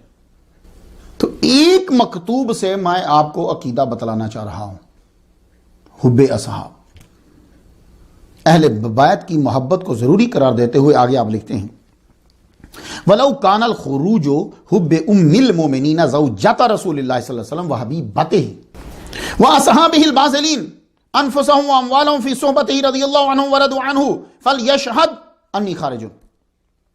خلاصہ اس کا یہ ہے، فرماتے ہیں اگر ام المومنین حضور کی محبوبہ بیوی عائشہ صدیقہ رضی اللہ تعالیٰ عنہا اور اصحاب، اللہ ان سے راضی ہوا، وہ اللہ سے راضی ہوئے، جنہوں نے اپنی جان اور مال نچھاور کیے، ان سے محبت کرنے میں خارجیت کا الزام مجھ پر لگتا ہے تو میں خارجی ہوں۔ تو شیخ علاء الدولہ سمنانی رحمۃ اللہ علیہ توہین نہیں کرتے ان صحابہ کی کہ جنہوں نے مال اپنا اللہ کی راہ میں خرچ کیا، محمد مصطفیٰ صلی اللہ علیہ وسلم کی ہیلپ کری، ابو بکر صدیق کا مال صرف ہوا ہے، حضرت عثمان غنی رضی اللہ تعالیٰ عنہ کا مال صرف ہوا، حضرت عمر رضی اللہ تعالیٰ عنہ کا مال صرف ہوا۔ وَأَصْحَابِهِ الْبَازِلِينَ، بازلین انفسہم واموالہم، یہ دیکھیے بازلین۔ اور پھر خاص طور پر آپ نے ام المومنین عائشہ صدیقہ رضی اللہ تعالیٰ عنہا کا نام لیا، وحبیباتہ کا۔ یہ مکتوبات آج بھی آپ کو مل جائیں۔ اس سے معلوم ہوا کہ آپ الزام برداشت کرتے ہیں مگر عائشہ صدیقہ رضی اللہ تعالیٰ عنہا، ابو بکر صدیق، حضرت عمر، حضرت عثمان کی توہین برداشت نہیں کر سکتے۔ شیخ علاء الدولہ سمنانی رحمۃ اللہ علیہ سے ایک اور حوالہ میں آپ کو دے جاؤں، آپ کی یہ کتاب ہے العروہ لأہل الخلوۃ والجلوہ۔ اس کتاب کے صفحہ 305 پہ آپ کا صحابہ کرام کے متعلق عقیدہ واضح ہوتا ہے. آپ لکھتے ہیں صحابہ کرام افضل از تابعین. صحابہ کرام افضل از تابعین. لائن نمبر 8 پہ لکھتے ہیں لا جرم حضرت مصطفیٰ صلی اللہ علیہ وسلم در حق کے او فرمود کہ آفتاب طلوع نکرد و غروب نکرد بر کسے کے فاضل تر از ابو بکر شد. وہ فرمود کہ اگر ایمان ابو بکر با ایمان اہل عالم برابر کنن ایمان ابو بکر زیادت آیت از ایمان ہما. سمجھ تو آپ کو آگئی ہوگی کہ حضرت ابو بکر صدیق رضی اللہ تعالیٰ عنہ کا خاص طور پر آپ نے یہاں ذکر کیا کہ ان کے حق میں فرمایا ہے کہ ابو بکر سے بڑھ کر کوئی ایسا شخص نہیں ہے فاضل کہ جس پہ سورج طلوع ہو یا سورج غروب ہو.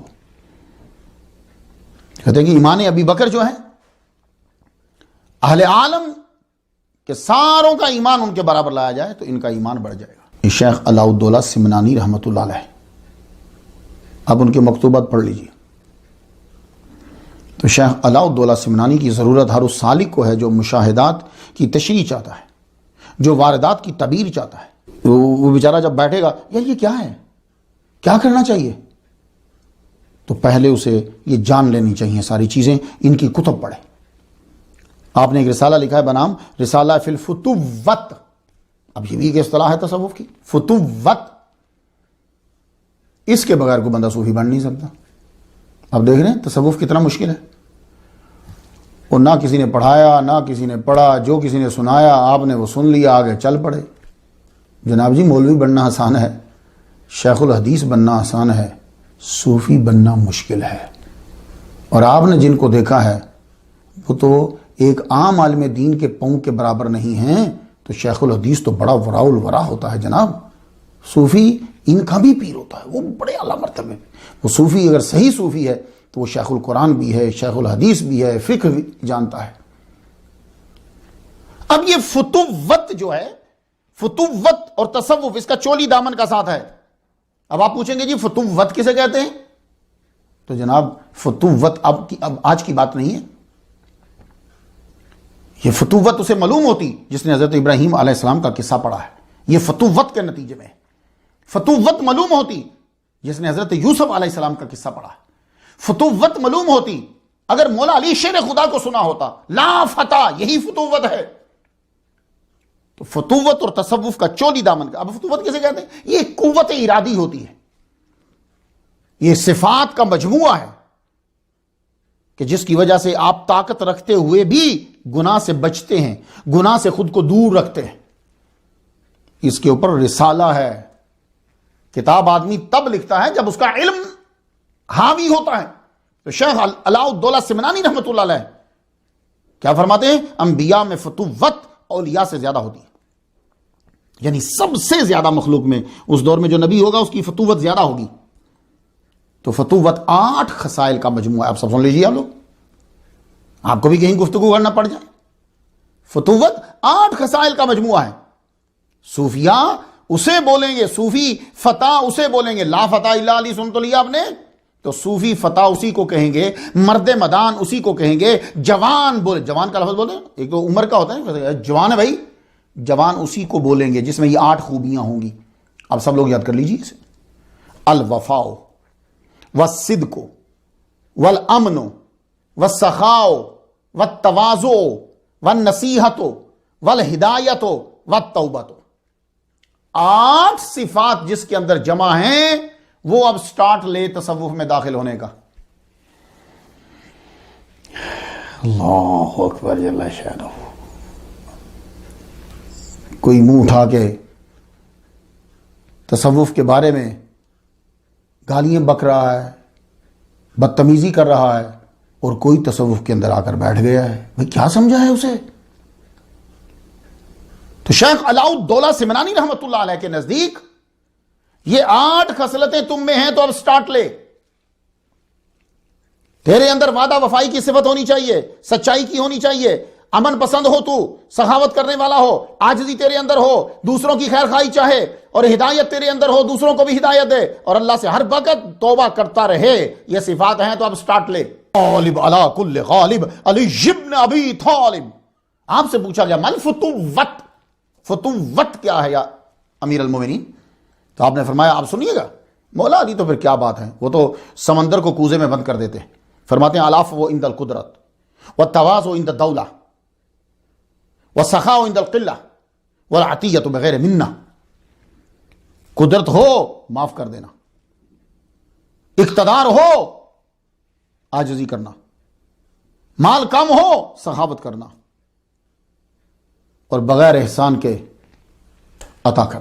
تو اب آپ تلاش کر لیجئے، یہ شیخ علاؤالدولہ سمنانی رحمۃ اللہ نے نشانی بتا دی، اب تلاش کیجئے۔ پیر صاحب میں یہ ہے، العفو عند القدرہ ہے، والتواضع عند الدولہ ہے، والسخاء عند القلہ ہے، والعطیۃ بغیر منہ ہے، الوفا ہے، صدق ہے، امن ہے، سخا ہے، تواضع ہے، نصیحہ ہے، ہدایہ ہے، توبہ ہے۔ یہ سٹارٹ ہے۔ یہ خصائل آپ کو ملیں تو جان لینا یہ مرد میدان ہے۔ چرسیوں، بے ادبوں، گستاخوں کا تصوف میں کوئی کام نہیں ہے۔ جو فتوت کے خصائل رکھتا ہے وہ اس راہ کا مسافر ہے، منزل پہ نہیں پہنچا بھی۔ یقین جانیے، آپ اولیاء کی کتابیں پڑھنا شروع کر دیں اور پڑھانا شروع کر دیں، گھر میں رکھنا شروع کر دیں، ویسے ہی برکت ہوگی۔ ان کی کتاب رکھی ہوئی ہو، برکت ہو جاتی۔ یہ ٹیبل مینرز آج امریکہ میں سکھانے کے لیے ادارے ہیں، ٹیبل مینرز۔ ایک شکاگو میں ادارہ ہے، میں تقریر کرنے وہاں گیا، ڈاکٹر یوسف قادری صاحب ہیں۔ تو شکاگو میں ایک ادارہ ہے، the etiquette school of Chicago. اس میں ایک کورس کروایا جاتا ہے، etiquette 101، etiquette for children and teens. Fee لی جاتی ہے جناب۔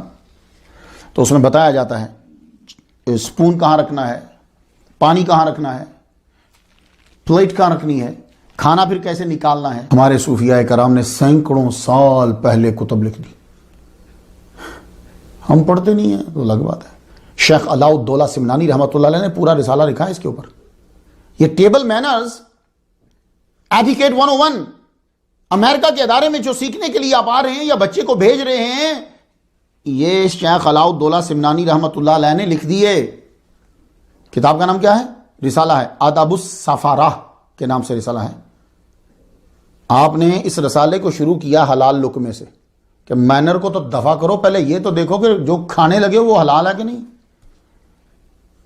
اب آگے حرام پڑا ہوا ہو تو اس کے مینرز کیا کرنے ہیں جناب۔ یہ ہے صوفیہ کی عقل، دیکھ لی آپ نے۔ حلال لقمے سے شروع کیا شیخ علاؤالدولہ سمنانی رحمۃ اللہ علیہ نے، اور بھائی حلال ہوگا تو پھر مینرز کریں گے، پھر بیٹھیں گے اس کے لیے، پھر اس کا احترام کریں گے کھانے کا۔ اور جب ہے ہی حرام پڑا ہوا تو اب مینرز کیا کرنے یار۔ حلال سے آپ نے شروع کیا، دستر پہ ہاتھ دھو کر بیٹھنے سے لے کر ہاتھ دھلانے تک آداب لکھ دیا آپ نے۔ 80 آداب لکھے ہیں، 80 مینرز، 80 مینرز آپ نے لکھ دیے، کھانے کی تحریر کر دیے۔ تو اس کو پڑھنے کے بعد، اس لیے میں کہتا ہوں اولیاء کی کتابیں پڑھا کرو جناب۔ اس کو پڑھنے کے بعد سوئٹزرلینڈ کے اداروں میں جو ٹیبل مینرز سکھائے جاتے ہیں، پھر آپ کو ضرورت اس کی نہیں ہے، نہیں اس کی ضرورت نہیں ہے۔ آپ نے تو یہاں تک لکھ دیا کہ پانی کس ہاتھ میں کیسے پکڑتے ہیں۔ 5 اسٹار ہوٹلز میں دیکھیں جو آپ کو سرو کرتا ہے کدھر کھڑا ہوتا ہے، وہ پانی کس سائڈ پہ رکھتا ہے، یہ اس کو سکھایا جاتا ہے۔ تو آپ نے لکھ دیا کہ کس ہاتھ میں اور کیسے پکڑنا، اور کس کا ہاتھ پہلے دھلانا ہے۔ اور فرماتے ہیں، مینر سکھاتے ہوئے لکھتے ہیں، جو پانی پلائے اسے دعا دو، سقاک اللہ من شراب الجنہ، اس نے تمہیں پانی ڈال کے دیا ہے، اللہ تعالیٰ تجھے جنت کے مشروبات میں سے پلائے۔ یہ تک لکھ دیا کہ جو تمہیں ٹوتھ پک دیتا ہے، خلال کے لیے دیتا ہے، اسے دعا دو، بشرک اللہ بالجنت، اللہ تجھے جنت کی خوشخبری عطا فرما دے۔ یہ رسالہ ضرور پڑھیے گا تاکہ معلوم ہو کہ صوفیاء اور اولیاء کتنے ایجوکیٹڈ ہوتے ہیں۔ صوفیاء تویز نہیں، تعلیم دیتے ہیں، وہ مانگتے نہیں، بانٹتے ہیں۔ یہ تویز جو آپ کو لکھ کے دیتے ہیں نا، اولیاء کرام کی بات کر رہا ہوں میں، بزنس مین کی نہیں، وہ تویز آپ کو اس لیے دیتے تاکہ تمہاری تسلی رہے، خود وہ ساری رات تمہارے لیے اللہ کی بارگاہ میں سر رکھ کے روتے رہتے ہیں۔ جی آپ نے سمجھا کہ وہ تویز ہمیں دے دیا بس، پھر وہ سر سجدے میں رکھ دیتے، مالک میں نے تیرے بھروسے پہ ایک بندے کو تسلی دی ہے، تویز دے دیا ہے، لاج رکھ لے۔ اللہ لاج رکھ لیتا۔ میں کیا شان بیان کروں، کیا علمی مقام پہ روشنی ڈالوں۔ بس یہ بتا دیتا ہوں کہ اشرفی سلسلہ کے بانی سید اشرف جہانگیر سمنانی رحمۃ اللہ علیہ ان کے شاگرد ہیں. اب وہ کس مقام پہ ہیں میں 115 نمبر سٹوری پہ انہیں بیان کرایا. شاہ سمنان فرماتے ہیں ہم نے جب تصوف میں قدم رکھا تو شیخ علاء الدولہ سمنانی رحمۃ اللہ علیہ سے بہت سے حقائق و معارف حاصل کی ہم نے. لوگ ان کے پہلے اساتذہ میں سے یہ استاد ہیں. شاہ ہمدان پیر کبیر سید علی ہمدانی رحمۃ اللہ فرمایا کہ میں نے 1400 اولیاء سے ملاقات کی. ان میں سے 400 اولیاء سے فیض مجھے ایک ہی مجلس کے اندر بچپن میں حاصل ہو گیا تھا. ان کی سٹوری یہ کتنا بڑا مقام رکھتے ہیں 109 نمبر سٹوری میں نے بیان کرایا ہوں. ان کو سنیے تاکہ شیخ علاء الدولہ سمنانی رحمۃ اللہ کا مقام واضح ہو جائے. وہ ایک مجلس میں 400 اولیاء دیکھا آپ نے. لوگ اپنے بچوں کو کتنے بڑے بڑے علماء سے ملاتے تھے, ان سے پڑھواتے تھے. ہم کبھی لے کے نہیں گئے, بلکہ بچے کے سامنے مولوی کو ڈانٹ رہے ہوتے ہیں. تو خاک دین پڑھے گا وہ. جب دین پڑھانے والے کی آپ نے عزت نہیں کی تو وہ دین کی عزت کیا کرے گا. مجھے بنگلہ دیشی بچے میرے پاس آتے ہیں پڑھنے کے لیے, وہ مجھے آتے ہی حضور کہتے ہیں. میں سمجھا نہیں ہے پہلے کچھ دن. میں لیکچر دیتا ہوں ان کو, ہسٹری پہ لیکچر دیتا ہوں, جیورسپروڈنس پڑھاتا ہوں میں نے یہاں امریکہ میں, تو وہ حضور کہتے. میں بڑا پھر میں نے ان سے پوچھا, کہتے ہیں ہمارے ماں باپ کہتے ہیں کہ یہ جو تعلیم دیتا ہے ان کی عزت کرو اور حضور بولو. اور پھر وہ بچے آ کر مجھے, کبھی ان کی والدہ بیمار ہو جائے, حضور دعا کیجیے, حضور دعا کیجیے. اب اس بچے کے ذہن میں بنگلہ دیشی جو ماں باپ ہیں وہ بٹھا رہے ہیں کہ حضور کی عزت کریں. اب ہماری دعائیں, ہم ناقص ہیں, قبول تو اللہ کرے گا. یہ ہوتی ہے تربیت. تو ماں باپ جب ادب کرتے ہیں, آپ نے دیکھا پرانے زمانے میں جب لڑکی بیاہ دی جاتی تھی تو ابا جی جب جاتے تھے جہاں اپنی بیٹی کی شادی کی ہے تو وہ اس طرح رہتے تھے جیسے جھکے ہوئے ہیں, تاکہ بیٹی کے ذہن میں اکڑ پیدا نہ ہو جائے کہ جب میرے ابا جی یہاں ایسے بیٹھے ہوئے ہیں تو مجھے بھی عاجزی سے رہنا ہے. یہ تربیت ہوتی ہے. اس طرح تربیت کتابوں سے تو جب آئے گی, بلکہ کتابیں پڑھنے کے بعد بھی جا کے سوچ آئے گی تو آئے گی. علم کا بہترین ذریعہ یہ ہوتا ہے ماڈل بن کے دوسروں کو سکھائیے. ایک مجلس کے اندر کس طرح 400 اولیاء سے فیض لے لیا. میر کبیر سید علی ہمدانی رحمۃ اللہ علیہ فرماتے ہیں کہ میرے والد اور ماموں بھی حاضر تھے اس مجلس کے اندر. میرے والد محترم نے 400 اولیاء سے درخواست یہ کی کہ میرے بچے کو ایک ایک حدیث پڑھا دو. تو اس محفل میں شیخ علاء الدولہ سمنانی رحمۃ اللہ علیہ بھی بیٹھے ہوئے تھے. 400 اولیاء شیخ علاء الدولہ سمنانی رحمۃ اللہ علیہ اس کے اندر ہیں. کشمیر والے جانیں گے میر کبیر سید علی ہمدانی رحمۃ اللہ کا مقام. اس علاقے کے لوگ ان کے ماننے والے بڑے ہیں. کہتے ہیں کہ سب سے پہلی حدیث مجھے شیخ علاء الدولہ سمنانی رحمہ اللہ نے سنائی. اور سنانے سے مراد یہ نہیں جیسے آج کل بچے بیٹھے رہتے ہیں, آپ اس حدیث کو جو ہے وہ یاد کرتے جا. کہتے ہیں کہ پہلی حدیث اس 400 میں سے شیخ علاء الدولہ سمنانی سے سنی, آخری خواجہ قطب الدین نیشاپوری سے سنی, اور ہر ایک نے دوسرے سے الگ حدیث مبارکہ سنائی. یہ سارے 400 صوفیاء بیٹھے ہیں اور 400 صوفیاء ہر ایک دوسرے سے الگ حدیث سنا رہا ہے. اس کو تصوف کہتے ہیں جناب علی. یہ تصوف ہے, یہ صوفیاء ہوتے تھے. اس طرح 400 احادیث جو ہیں وہ ان کو ایک ہی مجلس میں سیکھنے کو مل گئی. تو آپ بھی کبھی دربار کے سجادہ نشین کے پاس بچے کو لے کر گئے ہیں کہ اسے حدیث سنا دیں؟ آپ کے سب کے پیر صاحب ہوں گے. پیر خانہ عزت کی جگہ ہوتی ہے. لیکن میں یہ پوچھنا چاہتا ہوں کہ آپ اپنے پیر صاحب کے پاس جب گئے تو کبھی اس لیے بھی بچے کو لے کر گئے پیر جی میرے بچے کو ایک حدیث سنا دیں, پیر جی میرے بچے کے لیے دعا کریں گے اولیاء کی توجہ اس کے اوپر ہو جائے؟ قبر پر کیوں جاتے ہیں؟ یہ ایک بڑا مسئلہ تھا. اس کا مختلف طریقے سے ہم جواب دیتے ہیں, لیکن جو جواب شیخ علاء الدولہ سمنانی رحمۃ اللہ علیہ نے دے دیا یہ انہی کا خاصہ ہے. میں آپ سے پوچھتا ہوں قبر پہ کیوں جاتے ہیں؟ کچھ لوگوں نے تو خیر ویسے ہی روک دیا, وہ قبر پہ جانا ہی نہیں ہے, اور آج کل وہ خود جا رہے ہیں.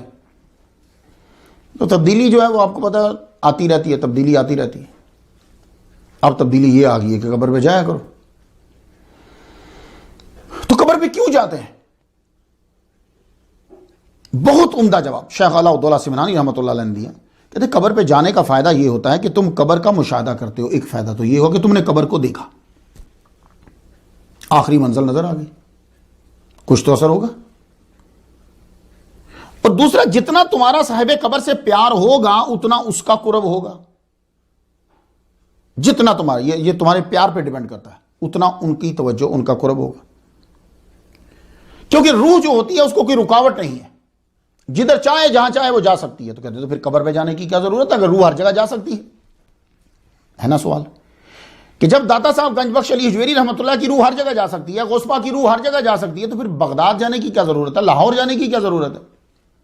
تو شیخ علاء الدولہ سمنانی رحمۃ اللہ علیہ کا رسالہ پڑھنے سے بات بالکل واضح ہوگی. کہنے لگے سنو، اگر کوئی پوچھتا ہے کہ قبر پہ پھر کیوں جانا ہے، 50 سال 60 سال 70 سال جتنے بھی سال زندگی گزاری، روح جسم کے اندر رہی ہے، اسی بدن کے ساتھ رہی ہے اور اسی کے ساتھ ہی اٹھے گی.